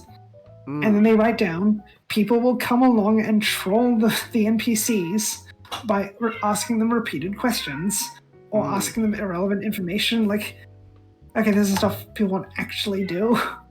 Okay. It's like, they definitely put, like, what would people actually do? Like, say this is a real game, people would definitely do this. I think our cat's going crazy. Yeah, he wants to get through a door, I think. I think our brother's taking care of it. Alright. But yeah, this is definitely a big redemption arc for Digimon after the utter torture that was Digimon Seekers. Alright. Because that, when the last stretch of Digimon Seekers, it basically became a point like, oh god, I remembered, it's Sunday. Sunday is Digimon Seekers Day. Well, Digimon Liberator's like, come on, Thursday. Alright, cool. Oh yeah, Chelsea asked an important question a while back. I didn't get time to say it. She asked, "Are there Lopmons in the game? In this, it's important for her." Well, it's not a real game, Chelsea. It's a fictional game. We wish this was a real game, but like, there's no Lopmon so far, Chelsea. But there might be a random character will show up with a Lopmon sooner or later, because they've shown a lot of just random characters with different Digimon, including Yukibotamon, which is illegal. You can't have baby ones in the card game, only baby twos. Alright. Baby ones just appear on the card art. So I'm guessing that the Yuki Botomon, the Yuki Botomon doesn't actually have to appear in battle. The partners can possess the cards, which haven't really got an explanation to if that does anything. I don't imagine it would, because the game in the story basically follows the rules to a T. So like, unlike Yu-Gi-Oh, like, yeah, you can't do this, or this card doesn't exist, or this is only happening because it's an anime. Yeah, everything in Digimon Liberator is stuff that either does exist as a product or will exist as a product. Like the Yuki, Shoto, and Arisa's cards are all from X7. The original Funbeamon Evolutions will be in Booster Set 18, but the new Funbeamon Evolutions and presumably Funbeamon herself will be in Booster Set 19, which isn't coming out until September. So seeing those cards is definitely a surprise as well. Yeah, no Lopmon yet, Chelsea. But given that they're showing off actual strategies in the game, I wouldn't be surprised if a Lopmon does show up sooner or later as part of a 3 Great Angels deck or something. Oh, there you go, Chelsea. It could show up later. Yeah, especially it'll be interesting to see how closely they try and tie the products together. Like, will we see a Frontier deck, I wonder, in the next couple of chapters? Because the current set is themed around Frontier primarily.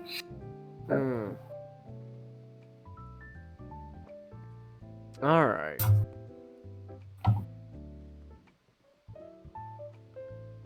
Oh, excuse me. Yeah, I think that's everything I've got to say for now. Alright. Well, there we go. Sounds like you... Alright.